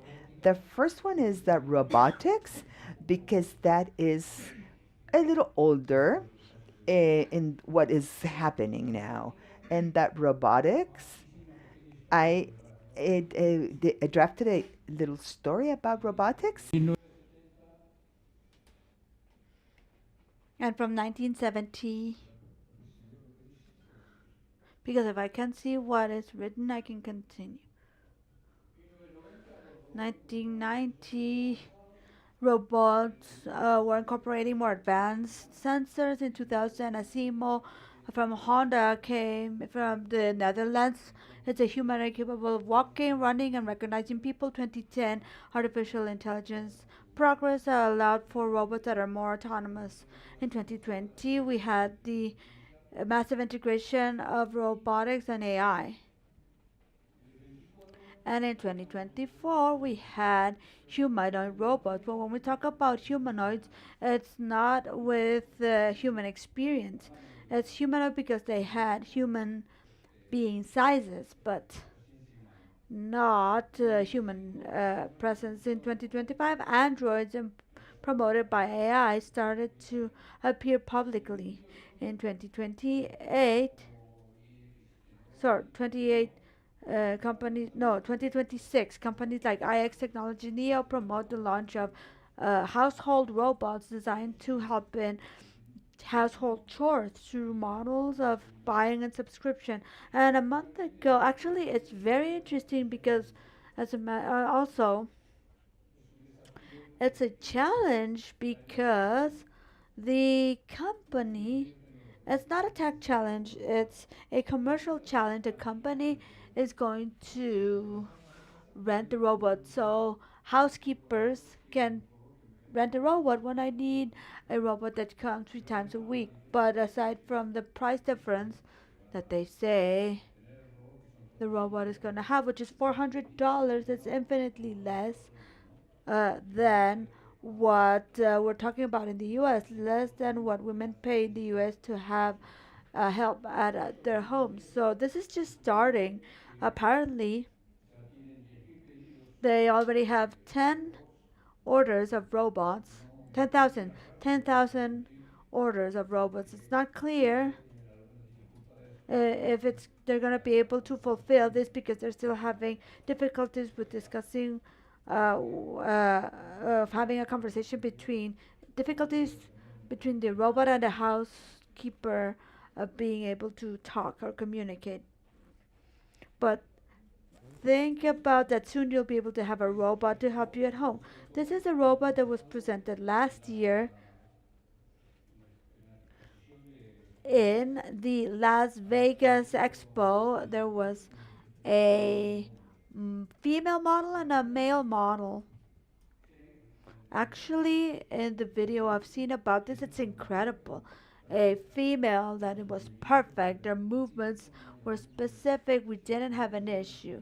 If they were to criticize something, they said it took a bit to answer the questions made. The cost of this robot was $173,000, and supposedly it was going to be available. I haven't been able to follow the trajectory of this company to see if it was a success or not. This is the robot under the model that is not a robot for, yeah, this is for household chores or housekeepers. And what I said before, the interesting of this robot is the business model, not the robot itself. It's a robot that is rented. Quantum computing, which is one of the other parts of this sixth revolution here, is more complicated. Complicates the issue because it's more complex. This is an IBM quantum computer. Quantum computers has two parts where we have qubits. Oh, I have a bug here I need to shoo away. Okay, they need to be at a low technology. I don't know if it's a B or something, but it's bugging me. Okay, low temperature, 273 degrees below zero, like the temperature in space, and the rest can be in normal levels.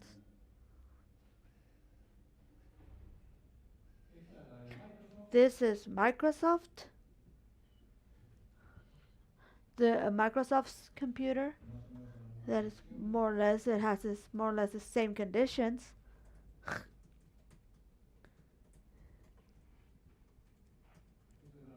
This is a Canadian company that also does good quantum computing. We have this announced that it's going to have 500 qubits, which is already a lot.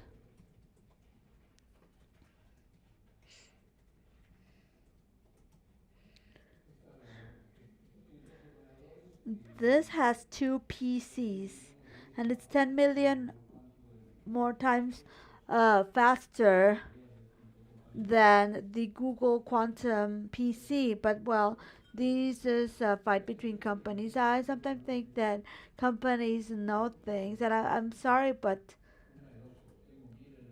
either I have honey in my head. I'm sorry, I apologize. Either I have honey in my head, or the bee heard me and wants to be my friend. Okay, let me see if I can focus again and do this again. Qubits are what are called chips in computers that we know. The difference is that in normal computers they work with chips that have two options: yes, no, 1, 0, positive or negative. Quantum computers have three options: yes, no, and both. I'll translate this into, if we think about how our brain works, we have yes, no, or more or less. This is what we do when we think. We have opinions on the one side, opinion on the other side, or something in the middle. Quantum computing does more or less. It does statistics that tell those that are programming this that the result is 47 or 97% yes if you continue exploring, or if it's enough with this result. This is how quantum computers more or less work. The more qubits a quantum computer has, the more reasoning power it has. So when a computer has 100, it's not the same to have a computer with 100 and with 1,000 qubits. There's something else that perhaps is not clear. And when we talk about artificial intelligence works with supercomputers that are computers like the ones we all know, but much more powerful. They don't work with quantum computers. If if you're passionate and you see interesting what AI is doing today, imagine what it's going to do with quantum computers. 1 billion times more important, interesting, faster, and better conditions, right?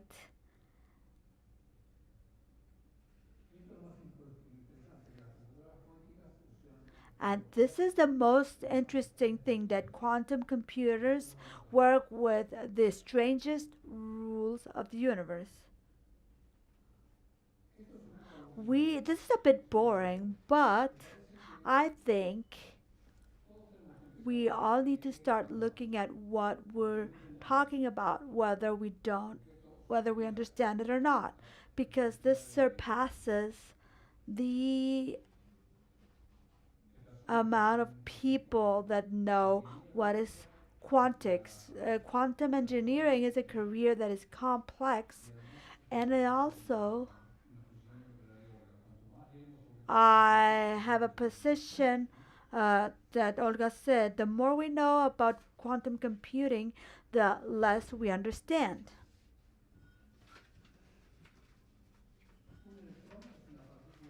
An electron An electron is a subatomic particle that is stable with a negative charge.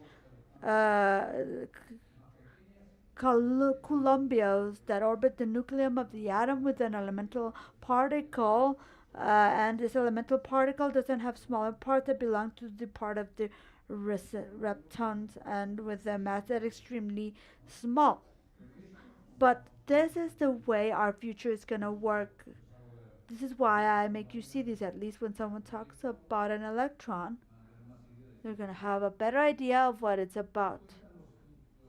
Then we have trapped ions. They are used by companies like IonQ, Honeywell, and these are atoms suspended in electromagnetic fields that are controlled with a laser. This explains the complexity of a quantum computer.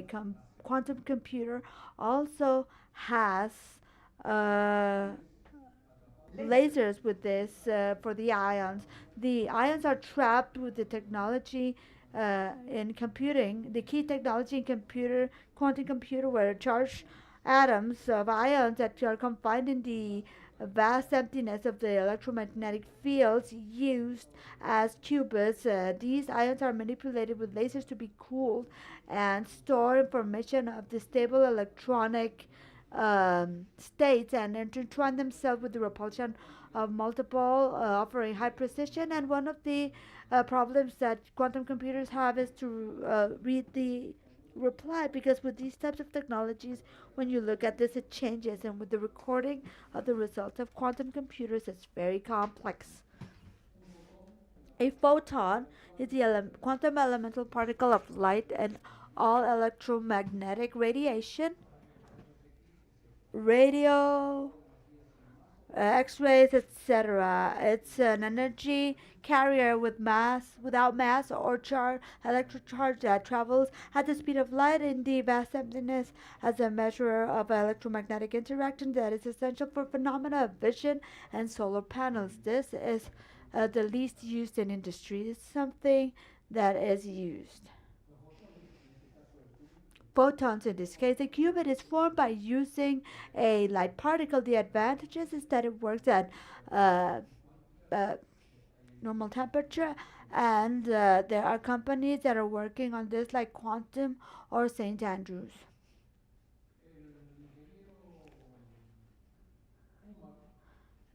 Engineer Kumar from Northwest University made an experiment with photons in an optical fiber network that is commercial.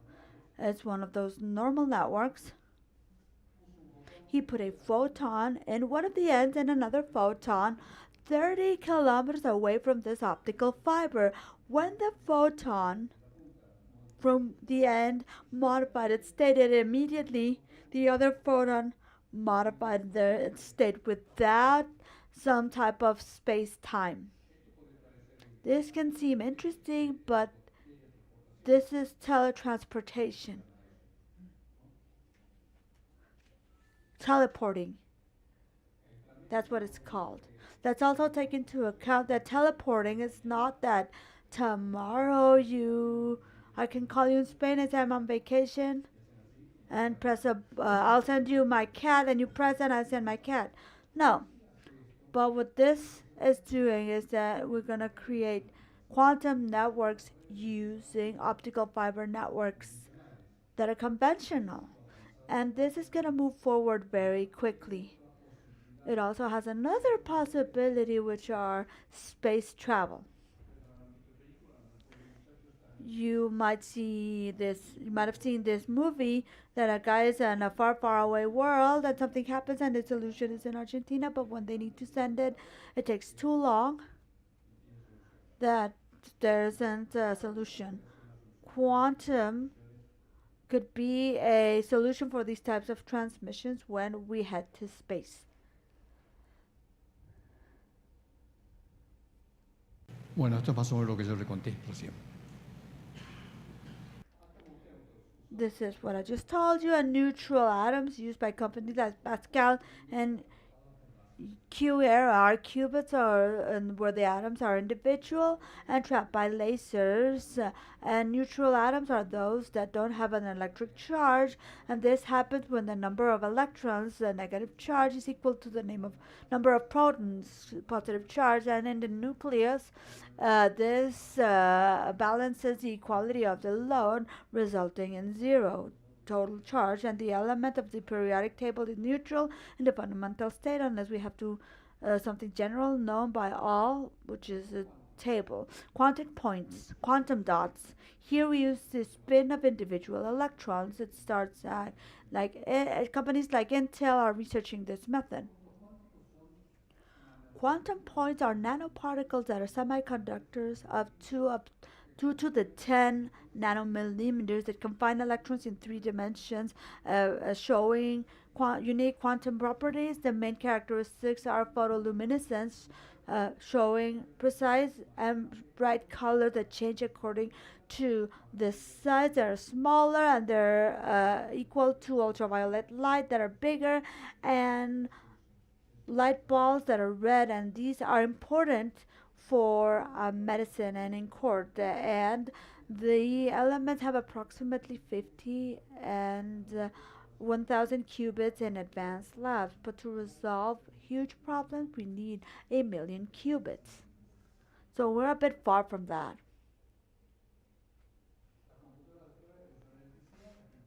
Current PCs use power, and quantum computers use laws that are the weirdest in the universe. All of this makes the universe work the way it works. It's not that it's something invented by Earthlings. It's something that has come out in the recent days, and this is a press release from the War Department where they announce an agreement with big companies to test the new systems that are coming out. Test the new systems that will come out, and they will adopt whatever they need. And it's very weird that this happens in the US. These types of things is not published. And it's also not clear what the arrangement is going to look like, because there's another document that I could not find to upload it, but I could read it, where it talks about that the government of the US had hired the CEOs of the 3 largest companies in AI to work for the state, following the position they are in. Something that is also very weird in the US. So something's happening. I don't know if the Chinese have advanced too much and we need to find a solution. If the Russians have done something we did not know was happening, or something is happening to do this type of thing that is not normal from the US government. What happens is, the thing is that the speed that AI is taking is faster than what is calculated. There's a document by a technician, a medium technician, upwards of one of the largest companies, that explains how his computer transformed itself into what is called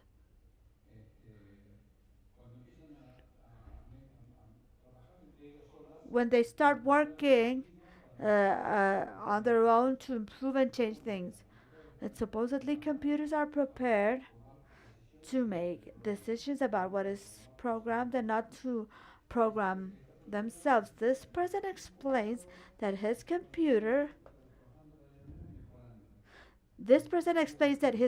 was working on itself to improve, and He asked the computer to develop a program. It showed it on the screen. He did not like it. Reconfirmed it. Oh, there's a B. I can't stand the B. Okay, repaired it, makes it functional until it worked again. And the officer said that it did better than what he would have done. And he was very concerned and asked a question to two officers from two big companies, and the same thing was happening. If this was the case and this was happening, it's because the CEOs of the companies agreed with this because computers are prepared to not do these types of things. I can't recall the word.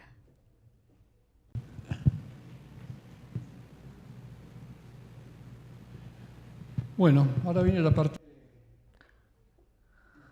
So now we have the most complicated part, a possible future. I don't recall if it's 8 or 10 years ago. Being here, I spoke about the end of jobs. This was complicated, and when I went down, there was a psychiatrist that wanted to talk to me to ask me what issue I had to talk about the end of the employment. The end of the jobs is near and it's closer than before. If I ask anyone of you about the end of employment, you will ask me what I'm going to live off of and what am I going to eat and what are we going to do. And the thing is that the end of jobs will condition a policy, global economic policy that is different. And the second thing is why the end of jobs? Because all the activities that human beings do are going to be replaced by robots. So, all activities we do that humans do are going to be replaced by robots. When this happens, rather, it's already happening, but at a scale where a factory is automatic and we don't have staff. But this goes beyond this. When all the robots are doing the tasks that human beings are doing, what are human beings going to do? We're not going to work. End of our job. And this actually is not an economic problem, at least from my point of view. It's a social issue. Humans, for centuries, we've been working from from daytime to nighttime, and we are prepared to have fun. I think this is going. Are we prepared for the fun? It's still going to be the most serious problem of the end of jobs, not the end of jobs itself, because there are studies done that when we go on vacation, if perhaps we took a vacation for over 20 years, after 15 days, we start to get bored. We don't know what we're doing.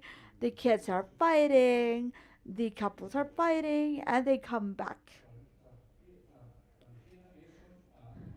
Translate this to not having anything to do 24/7.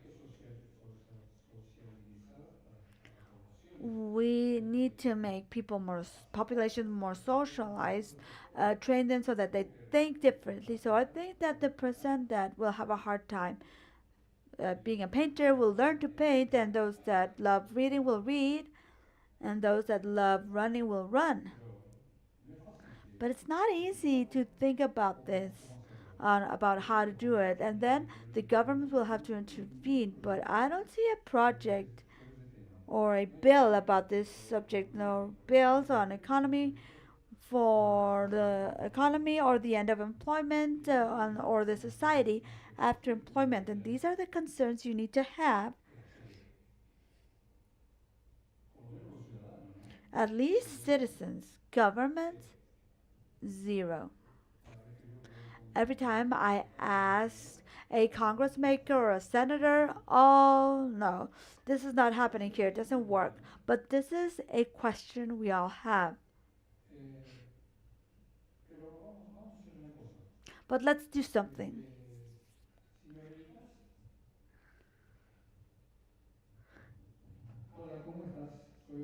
Hi, my name is Oscar. Hi, Oscar, I'm good. I'm here to answer precisely and complete. Tell me what you need and we'll go straight to the point. What do you think about the end of jobs, employment? The end of employment, as we know it, is a hypothesis that is discussed in context of automation and digitization. Doesn't mean that the human jobs will disappear, but the roles change. In any case, when we debate seriously, we look for adaptation. New jobs come up focused on creativity, knowledge, and human skills. The key is to anticipate these changes and develop capacity to complement technology and not that they compete with them. Thank you.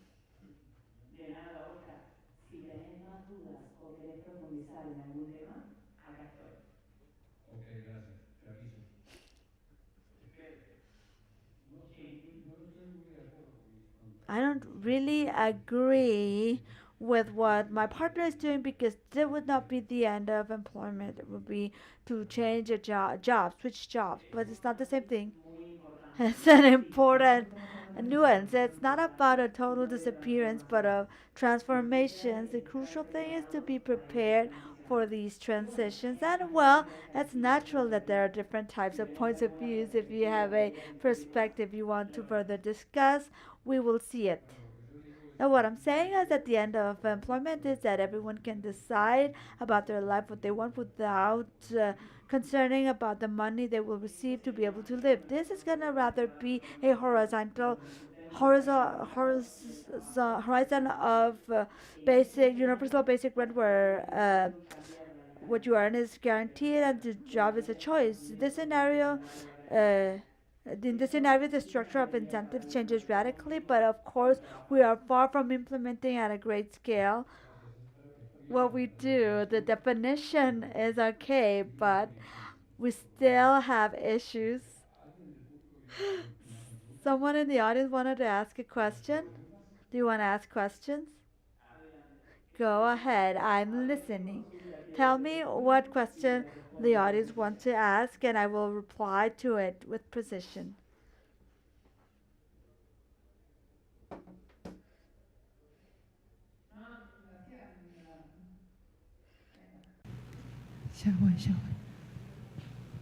No te preocupes, a veces pasa. Don't worry, it happens. If you have another question, please let me know. And if there is something else you need, we will continue talking. Well, thank you. The question is for Oscar, not for you, ChatGPT.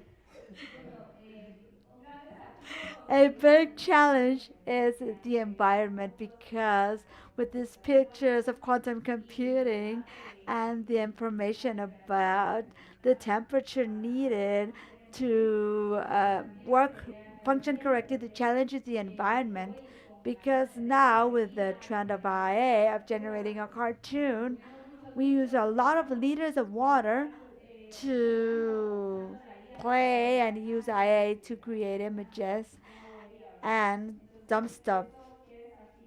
So, what does this challenge represent for the environment? That's the question I have. I think that the challenges are known.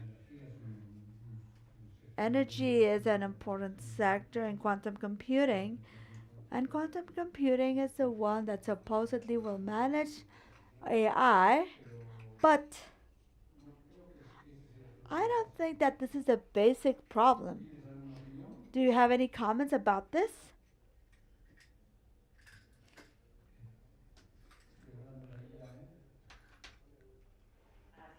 I'm talking to IA, right?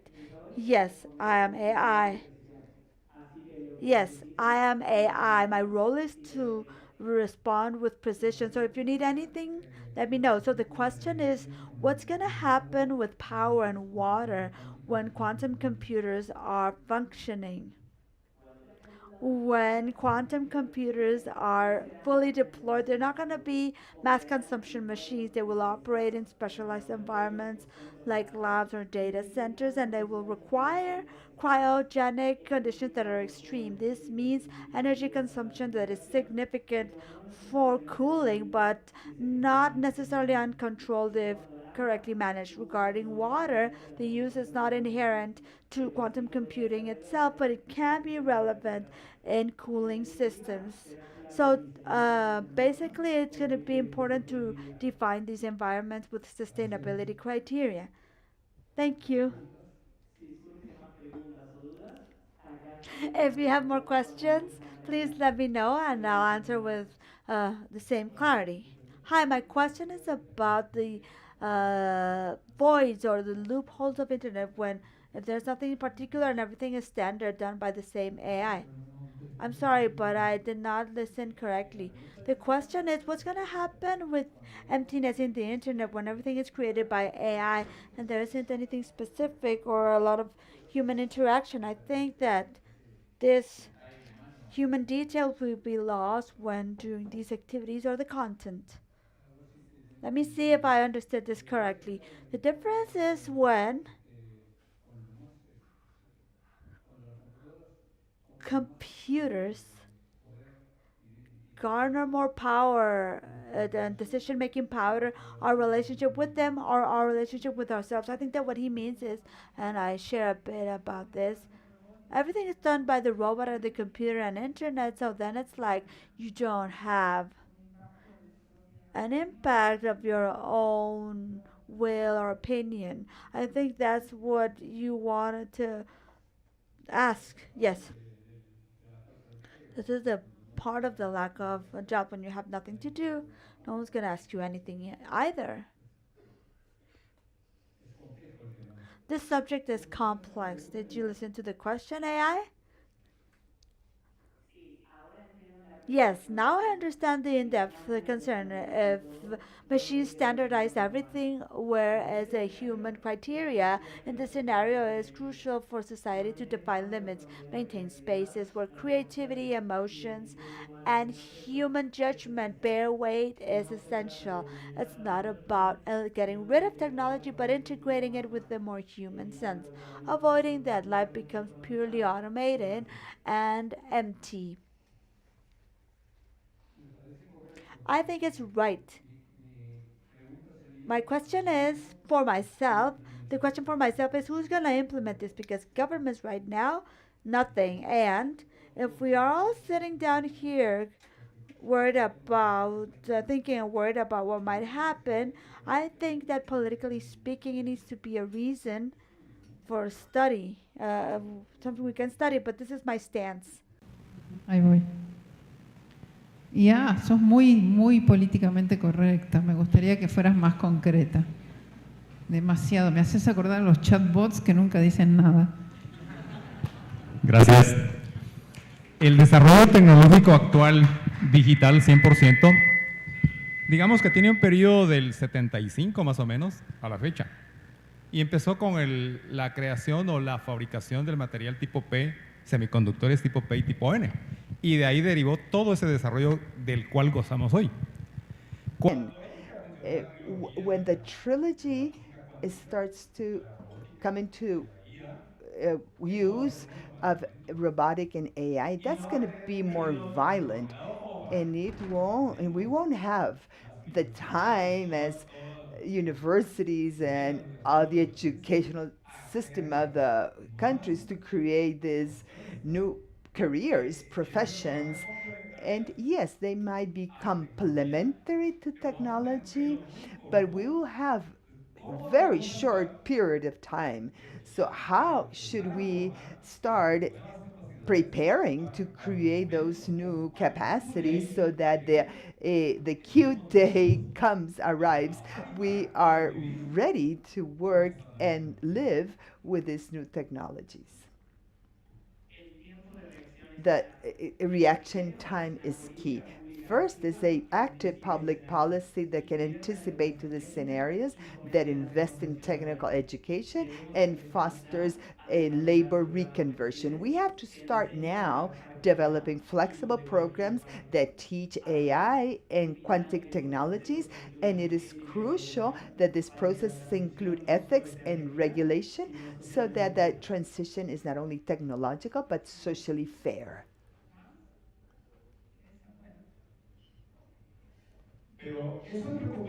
But it is quite concerning because today the same technology is forbidding the right to the children and the present and future generation to develop logical thinking and develop a analytical capacity in exact science, which will be the foundation of this new profession. So we're facing a very complex dilemma. The technological media limits the right to develop capacities, but at the same time demands more capacity to be complementary and to really seize that technological development. Yes, it's a true challenge. Access to technology that must go hand in hand with a solid education that fosters critical thinking and redesign the curricula so that we have an equilibrium between digital tools and others and cognitive skills. Okay, without that, we will be at the end of this. We would be coming late. My question is emphasizing the technology, the trilogy that you mentioned. When AI, the robotics, and quantum computing matures and they work together, what aspect of the human intelligence, human capacity will continue to be relevant and and what would be the difficulty in implementing it so that we can have a joint uh, implementation with the trilogy? And what are the technological possibilities that you can consider that could be part of this limited? What will continue to be distinctive and unique of human intelligences, the conscience, the genuine empathy, and the creativity, because machines cannot replicate that. And based on that limitation, technologies that potentiate human connection with more intuitive interface and ethical systems, not to replace them, but to amplify it, would make us unique. So at the end of the day, the responsible ones is us, not the machines that we can create. So it's when I say that there won't be employment, that doesn't mean that we will cease to exist. If we continue to exist, we will continue to think, and we could be as active and we would and as smart or ingenious as we are now. So we would have to discuss this with AI. So it, there is there won't be employment if someone that is not us will perform those tasks. But the thinking has to be human at the end of the day. And for this purpose, we have to elevate our thinking, have more open-minded, and really the global powers have to lead this because we can say a lot here, but how can we really instruct policy so they are knowledgeable to face the future? Because you don't we know that the senators, the congressmen, the governments are not necessarily aware of what's going on. Thank you very much. An applause for Oscar. Thank you, dear Oscar. And thank you to the AI that is very politically correct. But now we have the Vice Minister of Guatemala, Raul Solares. Are you still around? Are you still with us, Mr. Vice Minister? And the Superintendent of Telecommunications of Guatemala. I know that Raul is going to be present remotely. But I don't know if Mr. Superintendent of Telecommunication is here. Two parochial announcements. We will have lunch around the pool And that's very pretty there. And I ask you to leave take everything, empty the room because this room is going to be used for another activity.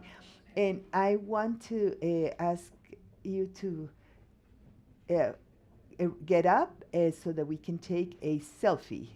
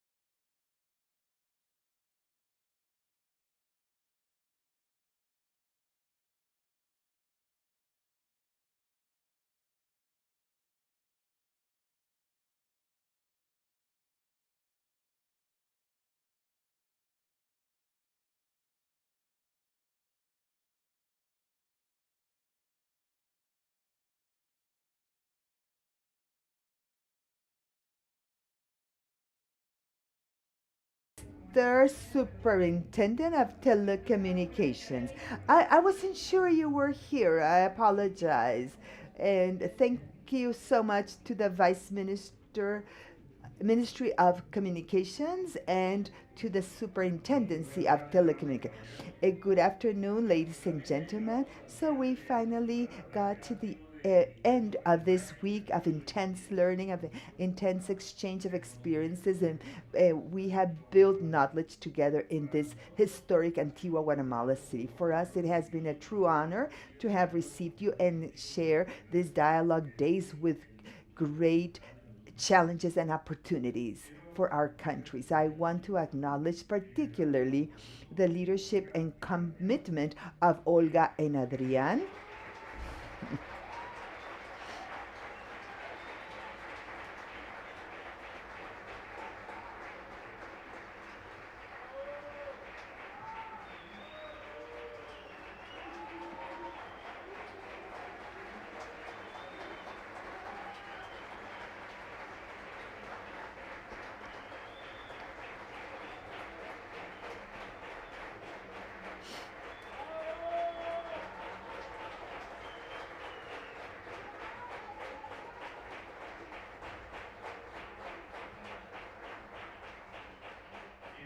Who, with their vision, have moved forward this space of strengthening of the internet ecosystem in all the region.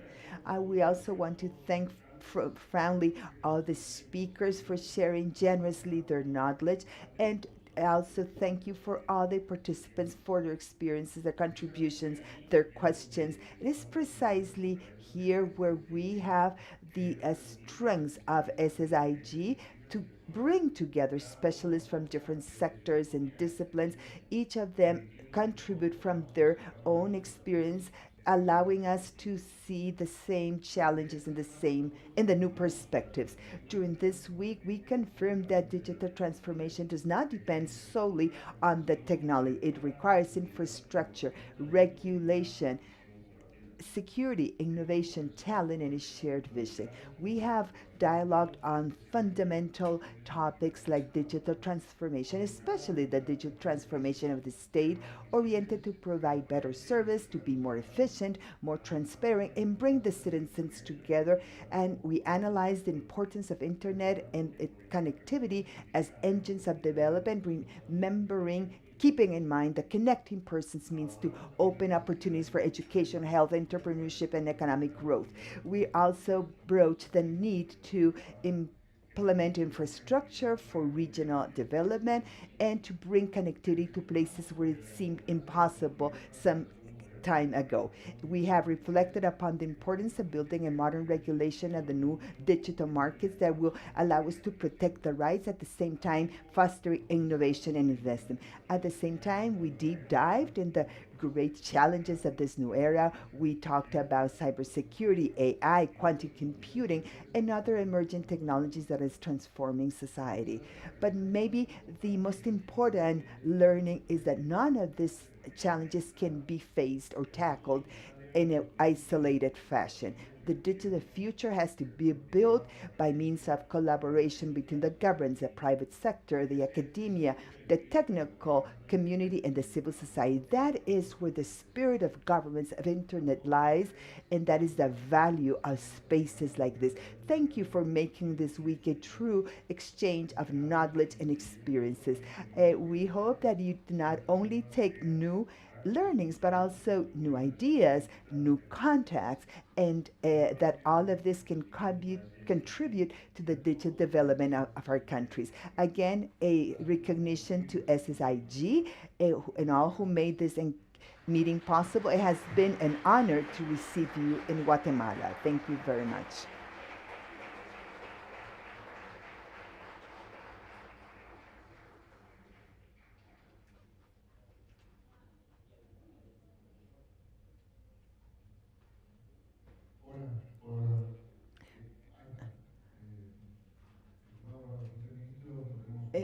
Our dear Vice Minister, he's online. You have the floor. Thank you, Adrian. What a pleasure. I lamented not be able to be present in person, but I did not want to miss this opportunity to greet you, wish you a good afternoon, and transmit a short message. At the beginning of this week, we welcomed to Guatemala with enthusiasm and pleasure all of you today as we arrive to the end of this meeting. I want to express a profound feeling of satisfaction and gratitude. Satisfaction because we have witnessed an extraordinary week, rich with learnings, exchange of experiences, dialogue, and a building of knowledge. All these topics are fundamental for the future of our societies. But also satisfaction because we have seen how participants that come from different countries have been able to share and live and know a little bit more about Guatemala. In my opening remarks, I said that Guatemalans, we love to receive visitors, and I am very pleased to listen to all the positive comments that you have expressed on Antigua, Guatemala, our culture, our people, and the hospitality that we have offered you. Sincerely, I hope that you take very pleasant uh, memories and that in addition to the academic sessions that you have forged new friendships, that you take new experiences, and I want to express my gratefulness for this event. Olga Cavalli, Adrian Carballo, friends of many years and who have been behind this initiative for many years. Thank you for the trust that you had in Guatemala and your permanent commitment in strengthening capacities in the internet governance. And to the Superintendency of Telecommunications, Mr. Herbert Rubio, and all the team that made this possible. Thank you for your effort and commitment. For UNESCO, for your valuable support during the organization and implementation of this activity, and of course all the speakers, panelists, and participants who shared their knowledge and their missions and their vision on the challenges and opportunities that we face in the digital ecosystem. The quality of the presentations, the currency of the team, of the topics, and the level of the discussions have been incredible. One of the values of this edition is this expertise. When I participated years ago, first in Costa Rica and then in Mexico, and I could not think that this meeting could be possible in Guatemala. and I dreamt about it. So now this aspiration has become a reality, and I'm profoundly grateful and proud that our country was able to host such a successful edition, and precisely in the year in which SSIG is celebrating its 18 years of existence, its 18th birthday. Thank you for trusting Guatemala and for having shared this week with us. And thank you for continuing to forge these spaces and building this open internet, inclusive and safe internet in the service of people. I wish you safe return home, safe travels, and much success in your future projects. Guatemala will be open to receive you again anytime in the near future. Thank you, Raul. Finally, we achieved you. Monse, dear Monsi, dear friend, thank you. So many times we brought about bringing the school to Guatemala, and I don't want to be unfair with other schools, but this has been one as the most beautiful geographic space. And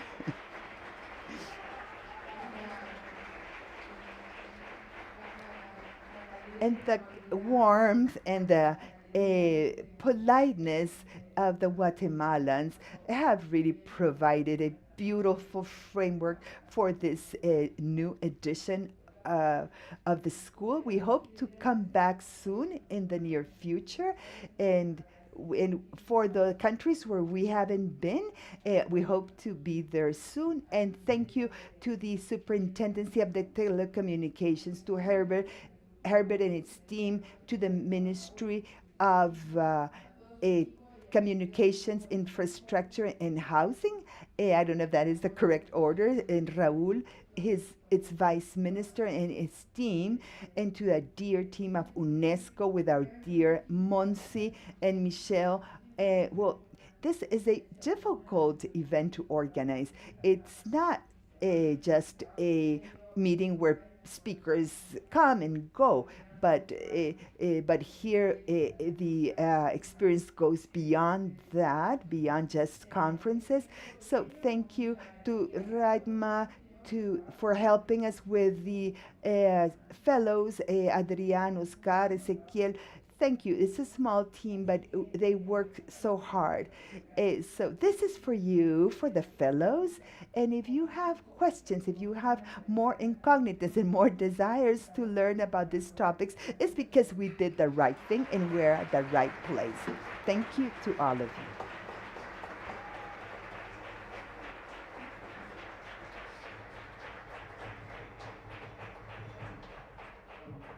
I want to also say my thanks.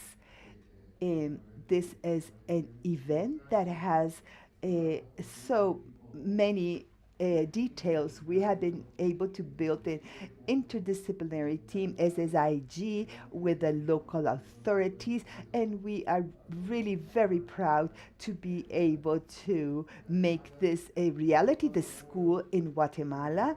And I think that in numbers, I think that it's taken us 10 years to be here, and finally we achieved it, and I'm very happy, very proud, and I agree with Olga. If you have more questions and you have more incognitas, this was a success. That is what we're looking for.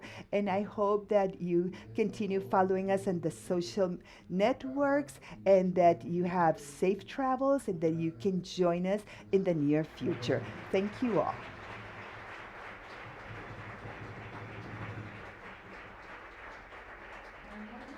Lunch by the pool. And please empty the room, because it's going to be this room is going to be prepared for a new activity. And I feel like I have an empty nest.